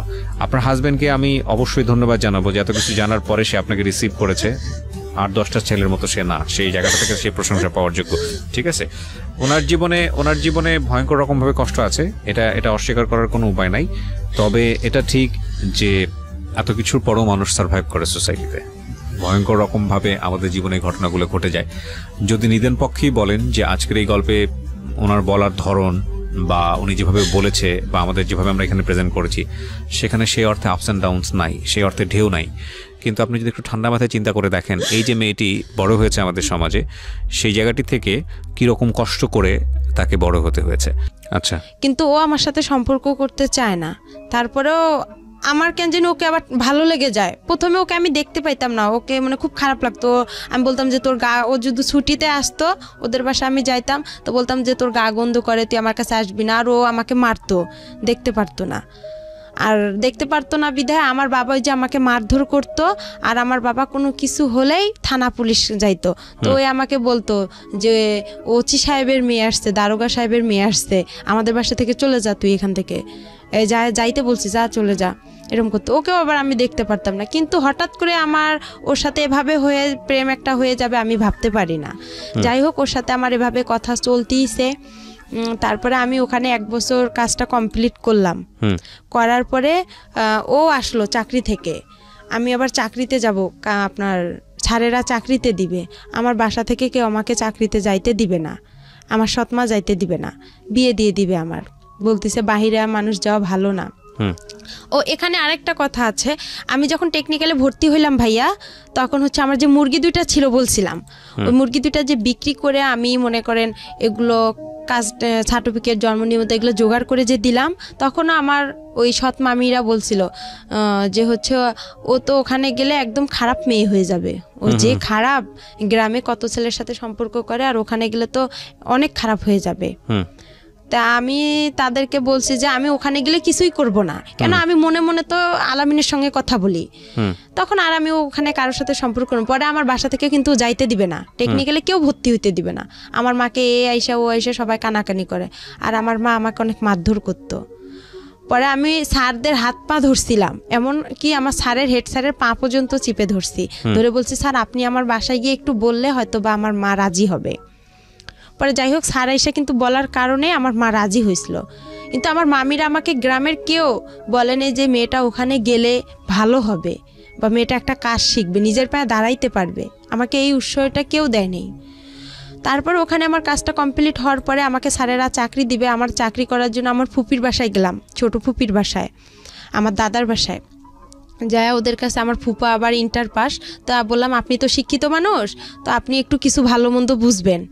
পরে ওনাকে ডাইকে আনলাম। ডাইকে আনার পরে উনি আসলো, আসার পরে স্যারদের সাথে কথা বললো। যে আপনারা কোথায় চাকরি দিবেন, কি আসল বিষয়, মেয়ে মানুষ। তো পরে স্যারেরা বললো যে আমাদের অনেক মেয়ে আছে, শুধু ও না, আমাদের এই ব্যাচের অনেক মেয়ে যাবে। আচ্ছা, ও ভালো জানে, কেন ও তো এতদিন পড়ছে, আর আমাদের এটা এমন খারাপ কোনো প্রতিষ্ঠান না, এটা আমাদের একটা সংস্থান থেকে এটা হয়েছে, আপনি চাইলে যাচাই করতে পারেন। আর পরে এখন স্যার বলতেছে দেখেন ওর তো সৎমা, আমার সৎমাও কিন্তু ওই আমার টেকনিক্যালে গেছে। ওখানে যাওয়ার পরে যাই হোক, পরে মাই কথাটা শুনতে পারছে। মা যখন শুনছে যে সৎমা বলছে আমার ফুপা যে ওর সৎমায় ওকে একটা ভালো কাজ দিন, আমার এই সৎমাই কথাটা শুনে আরও তার অবস্থা খারাপ হয়ে গেল। এভাবে আমি গাজীপুরে চাকরিতে আসলাম, গাজীপুরের নতুন বাজার, ওখানে আমি গার্মেন্টসে চাকরিতে আসলাম। আসার পরে আলামিনের সাথে আমার কথা হয়, কথা হওয়ার পরে এভাবেই আমার প্রায় অনেক বছর গার্মেন্টসে আমি 2 থেকে 3 মাস চাকরি করার পরে আমার ভালো লাগে না, সব মেয়েরা পালায় পালায় চলে যাচ্ছে, আমার সাথে যে মেয়েরা গেছে। আবার কিছু মেয়ে দেখতেছি আমার সাথে যারা ওখানে আছে, তারা একটা মেয়ের দুর্ঘটনা ঘটছে, আমি ওই দুর্ঘটনা দেখে আরো বেশি ভয় পাইছি যে আমারও না কি হয়ে যায়। পরে আলামিনকে বললাম যে এরকম অবস্থা, তো কইতেছে তুই চলে আয়, গার্মেন্টসে ভালো মেয়েরা যায় নাকি। পরে আমি ওখানে ঈদে ছুটি পাইলাম, ছুটি পেয়ে আমি কি করলাম, আমার যা জিনিসপত্র ছিল আমি সবগুলো নিয়ে চলে আসলাম। আসার পরে আবার আমি ইউসুফে গেলাম, ইউসুফে যাওয়ার পরে স্যারকে বললাম যে স্যার আমার তো ওখানে ভালো লাগতেছে না, আপনি আমাকে আবার একটা চাকরি দেন, আমি বাসায় কি করবো, নাহলে আমার বাসায় বিয়ে দিয়ে দিবে। পরে আলামিনও ছুটিতে আসলো, আসার পরে স্যার কি বলতেছে একটা মেয়ে আছে সেলিনা নাম, ওর সাথে তুমি কন্ট্যাক্ট করো, কন্ট্যাক্ট করলে দেখো একটা চাকরি পাইতে পারো। ও নারায়ণগঞ্জে ডাচ বাংলা প্যাক লিমিটেডে চাকরি করে, ওখানে ভালো ব্যাগের কোম্পানি, ওখানে যাও। পরে ওই মেয়েটার সাথে আমি যোগাযোগ করলাম, করার পরে মেয়েটা আমাকে নিয়ে গেল, আমি বলতেছি আপু আমাকে নিয়ে যাও। পরে আমার বাবা কি করলো, ওই মেয়েটা আমি ও ফের আরেকটা ওর বোনকে নিল, নেওয়ার পরে 3 জনে আমি চলে আসলাম নারায়ণগঞ্জে আসার পরে ওখানে আমার কয়েকটা দিন ডিউটি করলাম, 1 সপ্তাহ ডে 1 সপ্তাহ নাইট। ওখানেও আমার খুব কষ্ট লাগছিল, আমি ডিউটি করতে পাইতেছি না, হঠাৎ করে নাইট করব, খুব ক্লান্ত লাগছে। বয়স কত আপনার যখন এই কাজগুলো করছেন? তখন আমার বয়স হাইয়েস্ট হলে আমার বয়সটা আমি বলতে পারবো না, কিন্তু কোন ক্লাসে পড়ার বয়স? 6 থাকা অবস্থায় ঘটনাগুলো ঘটছে। 6 তখন 1 বছর আমার গিয়ে হয়ে গেল, তাহলে 7 ক্লাস 6 7 এর বয়স, 7 বয়সের কথা। তখন এইভাবে আর কি মনে করেন ওখানেও যে ডিউটি করলাম, করার পরে এখন আমার বাসা থেকে আমার ফোন গেল, যাওয়ার পরে আমি ফোন গেল, আমার আলামিন ফোন দিল, দিয়ে বলতেছে তোর বাবা মা সারাসারি হয়ে গেছে। আচ্ছা, আমি শুনে অবাক হয়ে গেছি, আমি খুব ভেঙে পড়ছি। ভেঙে পড়ার পর আমাকে ওই সেলিনা আপু বলতেছে যে তোমার কি হয়েছে একা। তো আমি বলতেছি আপু এরকম বিষয়, আমি এখন কোথায় যাব। আমি তাকে সব পুরো ঘটনাগুলো বললাম, সেও কষ্ট পাইতেছে, বলছে আচ্ছা তুমি কোনো টেনশন করো না, আমার বাসা আছে, তুমি এখানে চাকরি করতে থাকো। পরে আমি এই টেনশনে আর চাকরি করতে পারি না। আর আলামিনের সঙ্গে আমি দিনরাত কথা বলি, রাতের 8টা বাজে যদি ওর সাথে আমি কথা ধরি, আপনার দেখা যায় যে আমি ভোর 6টা পর্যন্ত ওর সাথে কথা বলতাম। আর কিন্তু ডিউটিতে যাইতে পারতাম না, পালায় থাকতাম, আমি ডিউটি করতে পারতাম না। আবার ওই হোটেলের যে খাবার আমাদেরকে কোয়ার্টার দিছিল, মেসের আন্টিদের খাবার আমি খাইতে পারতাম না। বাহির থেকে যে খাবার কিনে আনবো, আয়না ঘরে রাখতাম, রান্না করতে পারতাম না, সিরিয়াল দেওয়া লাগতো। যাই হোক, এভাবে করে আমার ওখানে 1টা বছর চলে গেল, কিন্তু ওখানে আমি কারোর সঙ্গে রিলেশন করলাম না। আমাকে অনেক ছেলে প্রপোজ করলো যে তুমি বিয়ে করো, স্যারেরাও খুব হেল্প করছিল যে আমরাই তোমাকে বিয়ে দিব। পরে আমি বলছি না আমার বিয়ে হয়ে গেছে, মিথ্যা কথা বলছি যে আমার বিয়ে হয়ে গেছে এরকম। ওই ছেলে এখানে ও টেকনিক্যাল থেকে পাশ করে ওয়েল্ডিং থেকে আপনার কাজী ফার্মেও চাকরি করে, আমি সম্ভব না। পরে আমি এভাবে ডিউটি করতে পারি না। পরে আলামিনের সঙ্গে কিন্তু আমার চুপে চাপে দেখা হয়, ও আসে রংপুরে, আমিও রংপুরে যাই আমার বান্ধবীর বাসায়, ওখান থেকে ওর সঙ্গে দেখা হয়। এভাবে দেখা হওয়ার পরেই ওর সঙ্গে আমার প্রায় 2-3 বছর চলে গেল। 2-3 বছর চলে যাওয়ার পর ওকে আমি বললাম যে আমাকে বিয়ে করো। তো বলতেছে যে বয়স এই বয়সে আমাদের বিয়ে হবে না। তখন আমি বললাম যে এই বয়সে বিয়ে হবে না, তাহলে তোমার কি প্রেমের বয়স হয়েছে? প্রেম করতে বলছে হ্যাঁ আমার প্রেমের বয়স হয়েছে, আমার বিয়ের বয়স হয় নাই। তখন ওই মেসের আপুরা যারা বড় আপু ছিল সবাই আমাকে বলতেছে যে দেখো একা, তোমার ওই ছেলে তোমাকে কখনোই বিয়ে করবে না। তারপরে যাই হোক এভাবেই চলে গেল। পরে আমি আবার রংপুরে চলে আসলাম। ওই ছেলে আলামিন আমাকে মেসে থাকার জন্য টাকা দিল, আমি লালবাগে মেসে উঠলাম। ডাইরেক্ট রংপুর থেকে সেলিনা আপু, যে আপু আমাকে নারায়ণগঞ্জে নিয়ে গেছে, ওই আপুর বাসায় আসলাম। আসার পরে ওখান থেকে ওর খালাকে আবার ওর খালা মেসের বুয়া ছিল, পরে ওই বুয়াকে বলল যে খালা দেখেন এই মেয়েটাকে মেসে উঠানো যায় নাকি, মেসের লোক আমাকে নিবে না, মালিক বলতেছে মেয়ে তো পড়াশোনা করে না, আর আমাদের এখানে যারা পড়াশোনা করে তার ভার্সিটির মেয়েরা এখানে হোস্টেলে থাকে, এ এইভাবে থাকবে আর এর টাকা কে দিবে। পরে খালা আবার বলতেছে দেখেন ওই মেয়ের বিয়ে হয়ে গেছে, শ্বশুর বাসা থেকে মেনে নিচ্ছে না, আপনি দেখেন একটু। পরে যাই হোক উনি আমাকে উঠাইলো, উঠার পরে 2-3 মাস আমাকে আলামিন মেসের সিট ভাড়া দিল, আমার খাওয়া খরচ দিল। পাশে আবার ওখানে থাকতে থাকতেই পাশের রুম লাবণী আপু আছে, লাবণী আপুর সাথে আমার খুব পরিচিত, উনি আবার রোকেয়া ভার্সিটিতে পড়ে। পরে আপুকে সব কথা বললাম, পরে আপু বলতেছে ওই ছেলে তোমাকে কখনোই বিয়ে করবে না, ও একটা ফালতু ছেলে, তুমি এসব বাদ দাও। পরে আমার কাছে একটা টাচ ফোন ছিল, ওই ফোনে ওর সাথে কথা হয়। পরে কিছুদিন ওর সাথে আমি কথা বন্ধ রাখি, ও আমাকে লাস্ট টাকা দিয়ে গেছে মেসের ভাড়া দিয়েও আমার আর ফোন ধরে না। ওকে বলছিলাম যে তুমি আসো রাজবাড়িতে, আমি দেখা করব, আমার ভালো লাগতেছে না, আর একা একা থাকি আরও খারাপ লাগে, সব আপুরা চলে যায়, আমি মেসে একাই থাকতাম ভাইয়া। পরে ওকে ডাকলাম, ও আসে না, ও ফোন বন্ধ করে রাখছে। পরে ওর খালাতো বোনের কথা বলে, দেখছো মরিয়ম অনেক ভালো, আমার ভাত উঠায় খাওয়ায়, এটা খাওয়ায় ওটা খাওয়ায় অনেক। পরে এইভাবেই ওর সাথে আমার ওর বন্ধুকে বলা হয় সব কথা, যে ও এরকম করতেছে কেন, ও আমার সাথে কি ও আমাকে বিয়ে করবে কি করবে না। এর ভিতরে আমি কাজী অফিসেও গেছিলাম যে বিয়ের খরচ কত টাকা লাগবে বা কি বিষয়, তারপরে ও আমার ফোন বন্ধ করে রাখছিল, ওর সিমটা একদম বন্ধ করে রাখছিল বা চেঞ্জ করছিল। এরপরে ওর কথা হয় না, পরে লাবণী আপু কী করলো, ওখান থেকে আমাকে আরেকটা মেসে দিল, ওই মেসের সিট ভাড়া বেশি। পরে বলতেছে তুমি এই মেসের সিট ভাড়া কম আছে, ওখানে যা 2-1 মাস থাইকা পরে চাকরি একটা খুঁজা যে কোনো একটা দেখা যায় পার্লারের কাজ পাইলে তোমার আর কোনো সমস্যা নাই। পরে ওই মেসে গেলাম, ওই মেসেও আর আমাকে নিচ্ছে না, বলতেছে তোমার বাসা কই কি কই। পরে আমি ঠিকানা দিলাম, আমার বাসা নীলফামারী, আমি মডেলে পড়ি, এই ঠিকানা অনুযায়ী আমি ওখানে থাকলাম। থাকার পরে 1 মাসও থাকলাম না, থাকার পরে লাবণী আপুর সাথে আবার যোগাযোগ করলাম যে আপু দেখেন। পরে পার্লারের কাজের জন্য লাবণী আপু, আমি আর একটা আপু হাসি আপু ছিল, 3 জনেই ওরা আমাকে একটা চাকরির জন্য খুব চেষ্টা করলো। পরে সারাদিন হাঁটাহাঁটি করলাম, কোনো পার্লারে নিচ্ছে না আমাকে, আমি কাজ জানি না, আর ছোট মানুষ, বলতেছে ও কী কাজ পাবে, এ বয়সেও কাজ পাবে না। পরে এই কথা বলার পরে আমি আবার কি করলাম, ওরা লাবণী আপু বলতেছে একটা পাইলাম পার্লারে, একটা কাজ পাইলাম, ওনার নাকি মেয়ে নাই, তো বলতেছে আমারও তো মেয়ে নাই, আর আমার যে মেয়ে পার্লারে কাজ করে উনিও ধর্ম মেয়ে ওনার, তো বলতেছে আচ্ছা ওই মেয়ে আবার আমাকে নিবে না, যার পার্লার সে আমাকে নিবে না, বলতেছে না আমি তোমাকে নিব না। প্রথমে বলছে নিবে, তারপরে বলতেছে যে না নিবে না। পরে এখন আমি যে বলছে নিবে, তে আমি কি করলাম, তাড়াতাড়ি করে মেসে গেলাম, গিয়ে আমার যে বালিশ খেতা ছিল, কাপড় চোপড় ছিল, আমি ওগুলো নিয়ে রিক্সা নিয়ে তাড়াতাড়ি করে ওনার বাসা রওনা দিলাম। লাবণী আপু বলতেছে আচ্ছা তুমি দ্রুত চলে আসো, যখন না নিবে ওরা তো আর তোমাকে বের করে দিতে পারবে না, ওখানেই থাকবা তুমি। পরে আমি চলে আসলাম, হাফ রাস্তায় আসছি, ওই আপু আমাকে ফোন দিছে, দিয়ে বলতেছে যে না তুমি আইসো না, তোমাকে আমি নিব না, আমার লোক আসছে। পরে আমি বলছি আপু আমি তো বাসায় আপনার এসে গেছি, লালবাগ রেলগেটে ওনার বাসা। পরে আমি ওনার বাসা উঠলাম, ওনার বাবা মা খুব ভালোবাসলো আমাকে, বলতেছে আমাদের মেয়ে নাই, একটা মেয়ে তুমিও আর একটা মেয়ে, আমাদের 2টা মেয়ে হয়ে গেল এখন।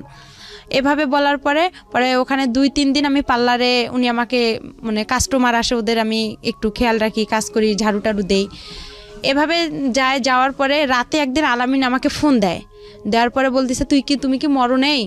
তা আমি বলছি আমি তো বিষ খাইতে ধরছিলাম, আমি মিথ্যা কথা বলছি যে আমি বিষ খাইছিলাম, এরকম অনেক পুলিশ টুলিশ আসছিল, আমি তোমার নাম বলে দিছি, ওকে আর কি এভাবে বলছি। ওই আমার পাশে যে ওই আপুর ফির একটা মেয়ে শুয়েছিল, ও আবার কি অনেক রাতে কথা বলছে, 12টা-1টার দিক দিয়ে, ও এই কথাগুলো সম্পূর্ণ শুনে ফেলে সকালবেলা ওদেরকে বলে দেওয়ার পরে ওরা আমাকে আর রাখবে না বলছে। তখন আমি কি করলাম, লাবণী আপুর কাছে গেলাম, ওরাও ভয় পাইছে যে ওর যেহেতু ওখানে জায়গা হচ্ছে না, ও তো আমাদের কাছেই চলে আসবে। পরে আপুরা আর আমার ফোন ধরে না, আমি মেসে গেলাম, যার পরে বললাম সব কিছু, বলতেছে তুমি বাসায় চলে যাও, তোমার বাসায় চলে যাও। পরে ওখান থেকে আমি বাসায় চলে আসলাম, আমার মার কাছে আসলাম। আমার মার আবার কি করছে, আবার ওরা একসঙ্গে হইছে, এর মাঝে যে ছাড়াছাড়ি হয়েছে, হওয়ার পরে তারা আবার একসঙ্গে হয়েছে, আমি কিন্তু জানি না, কিন্তু তাদের সাথে আমার 2-1 দিন কথা হয়েছে। হওয়ার পরে তাদেরকে আমি বললাম যে আমি তো এরকম নারায়ণগঞ্জ থেকে চলে আসছি। প্রথমে জিজ্ঞাসা করে তুমি কতগুলো টাকা ইনকাম করছো, আমার বাবা আর আমার মা জিজ্ঞাসা করে, তো আমি কই আমি তো অসুস্থ ছিলাম, আমি পারিনি ইনকাম করতে। তখন আমার মা কয় আমার ভাইয়ের ছেলের সাথেই তো সারাদিন কথা বলো, তো ইনকাম করবা কই থেকে? তখন আমি বললাম আমি অনেক অসুস্থ, আমি বাসায় যাব। পরে তারা বলতেছে আচ্ছা ঠিক আছে আসো। পরে যাই হোক আমি বাসায় আসলাম, আসার পরে আবার আমাকে ঢাকায় পাঠানো হইলো গার্মেন্টসে, আমার মা বলতেছে বাসা থেকে কি করবা। পরে ওখানে আমার এক চাচা চাচি আছে, ওনাদের কাছে গেলাম ভাই, আমি যাই ওখানে গার্মেন্টসে ভর্তি হইলাম। গার্মেন্টসে চাকরি পাইলাম না, হ্যাঁ চাকরি পাইনি, না পাওয়ার কারণে অনেক কয়েকদিন ঘুরলাম, আমাকে কোথাও নিচ্ছে না। ওখানেও বলতেছে আমি ছোট। ওখানে আবার কয়েকদিন থাকলাম, থাকার পরে ওখানেও এক ছেলেকে পছন্দ করলাম, যে আলামিন তো আমার সাথে সম্পর্কই করতেছে না। তো ওখানে আর এক ছেলেকে পছন্দ করছিলাম, এটা আমার দাদাবাড়ির এলাকারই, নাম রতন ছিল, ছেলেটা ইন্টার পাস ছিল। ও আর কি বাসা থেকে রাগ করে গার্মেন্টসে কাজের জন্য গেছিলো। পরে আমার সাথে দেখা হয়, ওকে আমি আর কি বলি যে আপনাকে আমার খুব ভালো লাগে, আমি আপনার সাথে রিলেশন করতেছি, আমি এইভাবেই ডাইরেক্ট ওনাকে বলছি। তো উনি আবার কি করছে, ওর যে ভাই ছিল, ওর খালাতো ভাই, ওর বাসার আমার বাসা একসঙ্গে, ও আবার আমার বড় আব্বার ছেলে হয়, ওর খালাতো ভাই। পরেও বলছে ও তো আলামিনের সাথে এরকম এরকম হয়ে গেছে। পরে রতন বলতেছে না, আপনি যেহেতু আগে রিলেশন করছেন আমার পক্ষে সম্ভব না। তখন ওটাও আমার ক্লোজ হয়ে গেল। পরে আমি চাকরি পাইতেছি না। পরে আমার কি ওই যে চাচা চাচির কাছে আমি থাকি, ওনারা আবার কি করলো, আমাকে ওই যে চাচার কাছে আমি প্রথমে গেছি, সে চাচা আমাকে রাতের বেলা, আমি তো চাকরি পাইনি, ওনার মেয়ে আছে, ওয়াইফ নাই, ওয়াইফ সাইরা দিছে, মেয়েটা আমার সাথে একটু বড় হবে 1 বছর, ও গার্মেন্টসের চাকরি পাইছে। ওর বাবা হঠাৎ করে রাতের বেলা মেয়েটা ঘুমাইছে, উনি আইসা হাত দিতে চাচ্ছে মানে মুখে, মনে করছে আমি অনেক ঘুমাই গেছি, কিন্তু আমি তো ঘুমাইনি। তখন আবার আমি হচ্ছে ফেসবুকও চালাইতাম হালকা পাতলা, অতটা বুঝতাম না, মেসেঞ্জার করতাম বা নাটক টাটক দেখতাম। পরে আমি ওখান থেকে বাসায় ফোন দিলাম রাতেই, যে বাবা এরকম এরকম উনি এরকম করতেছে চাচা। পরে কি করলো, ওখান থেকে আমাকে আরেক চাচার বাসায় পাঠানো হলো। পরে বলতেছে দেখেন আমার মেয়েটাকে নেন, ওকে একটা চাকরি দেন, গার্মেন্টসের চাকরি। পরে ওখানে থাকলাম, ওই রতনের সাথে যে সম্পর্ক করতে চাইছিলাম, এটা আর কি আমার চাচা চাচি জানাই গেছে, বলতেছে এই মেয়ে তো বেদব। আর আমি কথা বলি ফোনে বেশি। আচ্ছা, আমার ফোনে তখন অনেক রং নাম্বার আসছিল, তো আমি কথা বলতাম। পরে আমার যে চাচা চাচি ওটা পছন্দ করতো না। পরে আমাকে কি করলো, ওখান থেকে ওরা বাসায় পাঠার কথা বলছিল। পরে আমি ওখানে পেপারে দেখলাম কাজী ফার্মে নিয়োগ দিছে। পরে আবার আমি ওদেরকে বললাম যে এরকম চাচি কাজী ফার্মে নিয়োগ দিছে, আমি এই চাকরিটা অনেকদিন ধরে করতে চাই, আমার খুব ইচ্ছা, এখানে নাকি অনেক স্যালারিও দেয় ভালো, কাজও কম। পরে যাই হোক, ওখান থেকে এখন বাসায় আসবো, টাকা নাই গাড়ি ভাড়ার। পরে আলামিনকে ফোন দিছি যে আমি এরকম অবস্থায় আছি, আমার কিছু টাকা দেবো। আবার আমাকে 1500 টাকা দিছে। ওই টাকা দিয়ে আমার চাচা সহ আমরা বাসায় চলে আসলাম। বাসায় আসার পরে আমার মা বাবা অনেক অস্থির হয়ে গেছে, মানে আমাকে মারবে না ওরা কি করবে, মানে ওরা বুঝে উঠতে পারতেছে না। পরে কিছুদিন যাওয়ার পরে একটা হচ্ছে আমি আপনার কাজী ফার্মে বললাম যে এরকম নিয়োগ আসছে। আমার চাচাকে আবার বললাম যে চাচা যাই হয়েছে, আমি রতনের সাথে যেটাই করছি, বা আপনার আমি হাত জোর করে আপনি বাসায় যা মা বাবাকে একটু বুঝা বলেন আমাকে যাতে একটু পরীক্ষাটা দিতে দেয়। আমার একটা ছাগল ছিল, ওই নারায়ণগঞ্জে যখন আমি আসলাম না ওখান থেকে ঢাকা থেকে, তখন ওই যে আলামিন যে আমাকে মেসেজ যে টাকাটা দিছিল, ওখানে আমার কিছু টাকা ছিল, ওইটা আর আমার একটা নাকের নথ ছিল, ওই নথটা বিক্রি করে আমি একটা ছাগল কিনছিলাম। তো এই ছাগলটা ছোট ছিল, অনেক বেশ বড় হয়ে গেছে, 5000-6000 টাকা হবে। পরে এখন আমি যে ফার্মে পরীক্ষা দিতে যাবো, আমাদের কাছে কিন্তু কোনো টাকা নাই। আমার মা আবার আসলো রংপুরে আমার নানার বাসায় বেড়াইতে। যাই হোক, ওখানে আসার পরে আমার বাবা আর আমি কি করলাম, পরীক্ষা দেওয়ার জন্য আমরা যাব হচ্ছে কুড়িগ্রামে। প্রিয় শ্রোতা, অনুষ্ঠান চলতে চলতে আপনাদের জন্য একটি বিশেষ অ্যানাউন্সমেন্ট করতে চাই। সেটা হলো আমি আরেকটি অনুষ্ঠান করি রেডিও আম্বার 102.4 FM এ, প্রতি শনিবার রাত 10টায় প্রচারিত হয় মাইক্রোফোন টেস্টিং 1024। হয়তোবা অনেকেই শুনেছেন, বাংলাদেশের রেডিওর ইতিহাসে সর্বপ্রথম মিউজিক রিয়েলিটি শো, গানের রিয়েলিটি শো, এবং 2019 সালের সেরা আম্বার ভয়েস আমরা খুঁজে বের করবার চেষ্টা করছি। সেখানে আপনি অডিশন দিয়ে সেখানে আপনি অংশগ্রহণ করে সেরা আম্বার ভয়েস হতে পারেন। আপনি যদি মনে করেন যে আপনি খুব ভালো গান করেন কিন্তু সে অর্থে তেমন কোনো প্ল্যাটফর্ম কোথাও পাননি, তাহলে ছোট্ট একটা অডিশন দিতে হবে আপনাকে। ফোন করে আপনাকে গাইতে হবে একটা গানের 2টো লাইন বা 3টে লাইন আপনি আমাদেরকে গেয়ে শোনাবেন এবং আমরা আপনাকে ডাকবো, নিশ্চয়ই ডাকবো। ওকে, ফোন নাম্বারটি আমি বলে দিচ্ছি। ফোন নাম্বারটি হচ্ছে 09611001024। আমি আবারও বলছি, ফোন নাম্বারটি হচ্ছে 09611001024। যদি আপনি মনে করেন আপনার কণ্ঠ সারা দেশের মানুষের কাছে যাওয়া উচিত, আপনি সেরকম গাইতে পারেন, তাহলে যোগাযোগ করুন এবং অংশগ্রহণ করুন মাইক্রোফোন টেস্টিং 1024-এ। আর একই সাথে আপনাদেরকে যেটা বলতে চাই, আজকের যিনি অতিথি আছেন তাকে যদি আপনারা দেখতে চান, চলে আসবেন আমার পার্সোনাল ইউটিউব চ্যানেলে www.youtube.com/RJ Kibriya FM, RJKEBRIA FM চ্যানেলটি আছে কিবরিয়া আরজে নামে। ওখানে গিয়ে প্লিজ সাবস্ক্রাইব করে নেবেন এবং তারপর আপনার যে ভিডিওগুলো দেখতে ইচ্ছে করে, যা কমেন্টস করতে ইচ্ছে করে ওখানে করবেন। ওকে, আমরা যেখানটায় ছিলাম, তারপর তারপরে আর কি হচ্ছে ভাইয়া মনে করেন এভাবেই গেল, যার পরে পরীক্ষাটাও দিলাম, দেওয়ার পরে বাসায় আসলাম। বাসায় আসার পরে আমার ওই বাসায় রাজমিস্ত্রি এক কাজ করে আমার চাচার বাসায়, ছেলের বিয়ে হয়ে গেছে। বিয়ে হয়ে যাওয়ার পরে ওই ছেলের সাথে আর কি আমার মা আমার বিয়ে দেওয়ার জন্য খুব চেষ্টা করার পরে হচ্ছে আমি বলি যে না, আমি বিয়ে করব না। আমি তখন আমার একটা টাচ ফোন ছিল, ওটা বিক্রি করতে চাচ্ছি, যে বিক্রি করে আমি আর ওই যে পরীক্ষা দিব, পরীক্ষার রেজাল্ট ভালো বের হলো, ওখানে আমি চাকরি করব। তো যাই হোক, ওটা আর হয়নি। পরে ছেলেটাকে দিয়ে আমার বিয়ের জন্য খুব চেষ্টা করেছিলাম, আমি বিয়ে করবো না। তখন আবার আলামিন আমাকে তার 2 দিন পরে ফোন দিছে। আলামিনের সাথে আমার কথা হয়েছে। কথা হওয়ার পরে আমার যে দাদি অন্ধ ছিল, তাকে আমি রান্না করে দিতে গেছি। আমার বাবা আবার আমার দাদিকে পছন্দ করে না, রান্না করতে কেন গেছি এটা নিয়ে আমাদের বাসায় একটু হালকা পাতলা কথা হইতে হইতে মারধর শুরু হয়ে গেল। আমাকে বাসায় বৃষ্টি পড়ছে, আমাদের টিনের ঘর ছিল, বৃষ্টি পড়ে খাট ভিজে গেছে বিছানা। তো এখন আমার মা বলছে ওইটা উঠাই ফেলাও।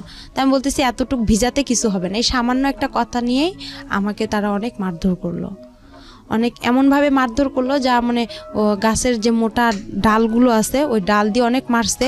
মারতে মারতে আমি যে টিনে ঘরের যে একটা কোনাচি থাকে, কোনাটা মানে টিনের 2 সাইড দিয়ে বের হয়ে আমি চলে গেলাম। মানে আমাকে লাঠি দিয়ে এমনভাবে ঘুতানো হচ্ছে যে আমার মানে শরীর মানে ছিদ্র হয়ে যাচ্ছে।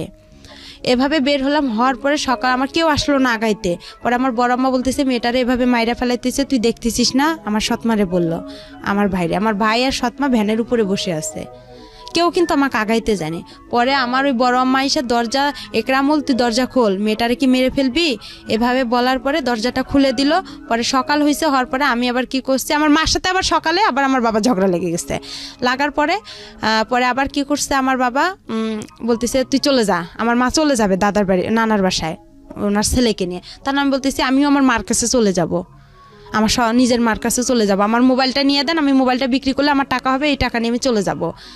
এভাবে বলার পরে দেখা যায় আমার বাসায় আর কি আমার ওই গ্রাম অঞ্চলে আমার যে দাদা ছিল বিচারক, উনি এসে আর কি যাই হোক করতেছে, দরকার নেই কেউ কারো কোথাও যাওয়ার দরকার নেই, একরামুল তুই ভালো হ, মেয়ে এখন একটু বড় হয়েছে, বিয়ের শাদীর ঘর আসবে, এখন তুই ভালো হ। হওয়ার পরে এভাবেই যাই হোক হয়ে গেল। হওয়ার পরে চুপচাপ সবাই সন্ধ্যা লাগছে, সন্ধ্যার সময় আমার বাবা দোকানে গেছে, ভাই বাহিরে, মা রান্না করতেছে। আর আমার মা আবার ওই যে রংপুরে আমি যেদিন পরীক্ষা দিতে গেলাম সেদিন আমার মা ওখান থেকে ঘর বিক্রি করে 5,000 টাকা নিয়ে আসছে। ওখানে যে আমার আগের ঘর বাড়িগুলো ছিল রংপুরে নানার বাসায়, ওগুলো সব বিক্রি করে চলে আসছে ওরা। তখন ওই 5,000 টাকা নিয়ে আসছে। ওই 5,000 টাকা আমি কি করছি, ওই ছেলেকে আমার চাচিকে বলছি যে চাচি ওই ছেলেটাকে বলেন তো, আমার আর মারধর ভালো লাগে না, আমার খারাপ লাগতেছে অনেক। খুব কান্না করছি তার কাছে। করার পরে সে পরে বলতেছে, আমি বলতেছি রানাকে বলেন, ওই যে ছেলে মিস্ত্রি ওর নাম ছিল রানা। পরে আমি বলতেছি রানাকে বলেন আপনি, দেখেন ও আমাকে আমার মার কাছে রেখে আসবে নাকি। কয় কি না, তুমি এই কথা বললে কি সে তোমাকে নিয়ে যাবে, তুমি বলতে হবে যে আমি তোমাকে বিয়ে করলে সে তোমাকে আগায় রেখে আসবে, আর 5,000 টাকা দিয়ে কি হবে। এই কথা বলে আমি বলতেছি আচ্ছা ঠিক আছে, আমার নাকের নটটা আছে, এটা আপনার কাছে রাইখেন, এটা আপনি বিক্রি করে নিয়েন। আমি ভাবলাম যে সবারই তো একটু না একটু লোভ আছে। পরে এভাবে সন্ধ্যা লাগছে, আমার সবাই দিক ওদিক হয়েছে, আমি 5,000 টাকা নিছি। আর আমার ব্যাগের কাপড় চোপড় আগে থেকে আমার ওই চাচির ঘরে ছিল, ওই কাপড় চোপড় নিয়ে ছেলেটা আসছে সন্ধ্যার দিক দিয়ে। ছেলেটা আগে থেকে বাহিরে ছিল, ও মানে সাইকেল নিয়ে। পরে ওই ছেলেটা আসছে সন্ধ্যার দিক দিয়ে আমি ছেলেটার সঙ্গে চলে গেছি। ছেলেটা অনেক জোরে মানে ভয় পাচ্ছে। আর আমার আব্বু একটু মানে পুলিশ থানায় করতো, আওয়ামী লীগ করতো। পরে সে কী করছে, আবার খবর পাইছে সঙ্গে সঙ্গে যে আমি বাসা থেকে খোঁজাখুঁজি করছে আমাকে। মা দেখছে এসে টাকাও নাই, আমি তো পালাই আসছি। পরে ছেলেটা অনেক জোরে সাইকেল চালাইতে এক বাসায় এসে বলতেছে একে একটু ভ্যানে উঠাই দেন। পরে আমাকে ওখানে আবার অনেক পুলিশ, গ্যাঞ্জাম হচ্ছে রাস্তায়। ছেলেটা আবার খুব ভয় পাইতো, মানে একটু মূর্খ ছিল, খুব পুলিশ ভয় পেতো। পরে বলতেছে উনারা আবার কি করলো, আমাকে ভ্যানে উঠে হাফ রাস্তা পার করে দিল, যে জায়গাটা গ্যাঞ্জাম। পরে ওই জায়গাটা আমি গেলাম, যাওয়ার পরে ছেলেটা আবার আমাকে সাইকেলে উঠায় নিল। নেওয়ার পরে সে অনেক জোরে সাইকেল ছাড়ছে। পরে আমি রাস্তায় পড়ে গেছিলাম, গড়তে অনেক দূরে চলে গেছিলাম, মাথায় ব্যথা পেয়েছিলাম, কোমরেও আঘাত পেয়েছিলাম, অ্যাক্সিডেন্ট হয়েছে। হ্যাঁ। পরে হওয়ার পরে সে আমাকে তার মামির বাসায় নিয়ে গেল। নিয়ে যাওয়ার পরে তার মামাতো বোনেরা আমার ব্যাগটা খুলে দেখলো কি আছে। যখন 500 টাকা নোট ছিল, গ্রাম অঞ্চল, 5,000 টাকা পাইছে তারা মানে খুবই একদম খুশি হয়ে গেল। পরে আমি বলতেছি যে আমার মাথায় পানি ঢালা হইলো, আমাকে পানি খাওয়ানো হয়েছিল, হওয়ার পরে আমি একটু হালকা ভালো লাগতেছিল। পরে বলতেছে ছেলেটা আমার ঘরে একাই, ওরা সবাই বের হয়ে ছেলেটাকে আমার ঘরে রেখে আসছে। পরে ছেলেটা আমার গায়ে টাচ করতে চাচ্ছে, আমি বলতেছি আপনি আমাকে টাচ করবেন কারণ আপনাকে না আমি বলছি যে আমার মার কাছে রাখতে হবে। তো বলতেছে আপনি না বলছেন আপনার চাচিকে বিয়ে করবেন আপনি আমাকে। আমি বলতেছি আমি তো একটা ছেলেকে সম্পর্ক করি, আমি একটা ছেলেকে খুব ভালোবাসি, আর আমি আপনাকে বিয়ে করতে পারবো না, আর আপনাকে আমার ভালো লাগতে হবে। আমি তাকে এভাবে বুঝাই বলছি, আপনি কেন বুঝতেছেন? আমার সৎমাও তো আপনার সাথে বিয়ের কথা বলছে, আমি তো বলেই দিচ্ছি যে না আমি আপনাকে বিয়ে করতে পারবো না।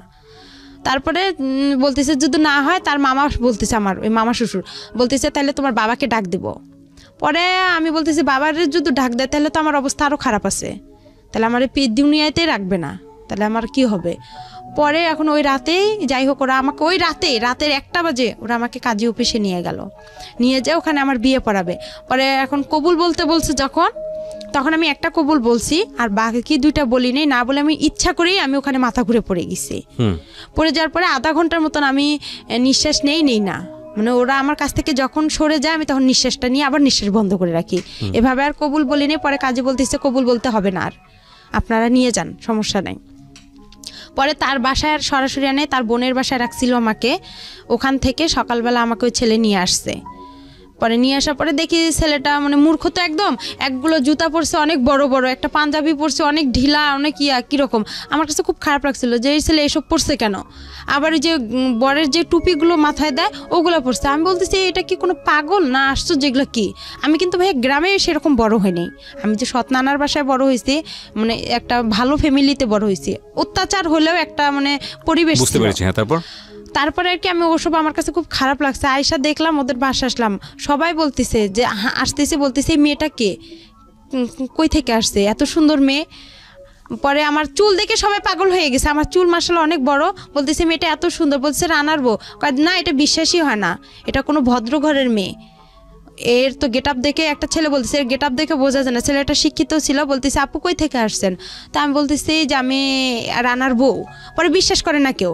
পরে যাই হোক ওনার বাসায় আসে দেখি ওনার বাসা ভেয়ে কিছু নাই, শুধু একটা চৌকি ছিল, একটা টেবিল ছিল।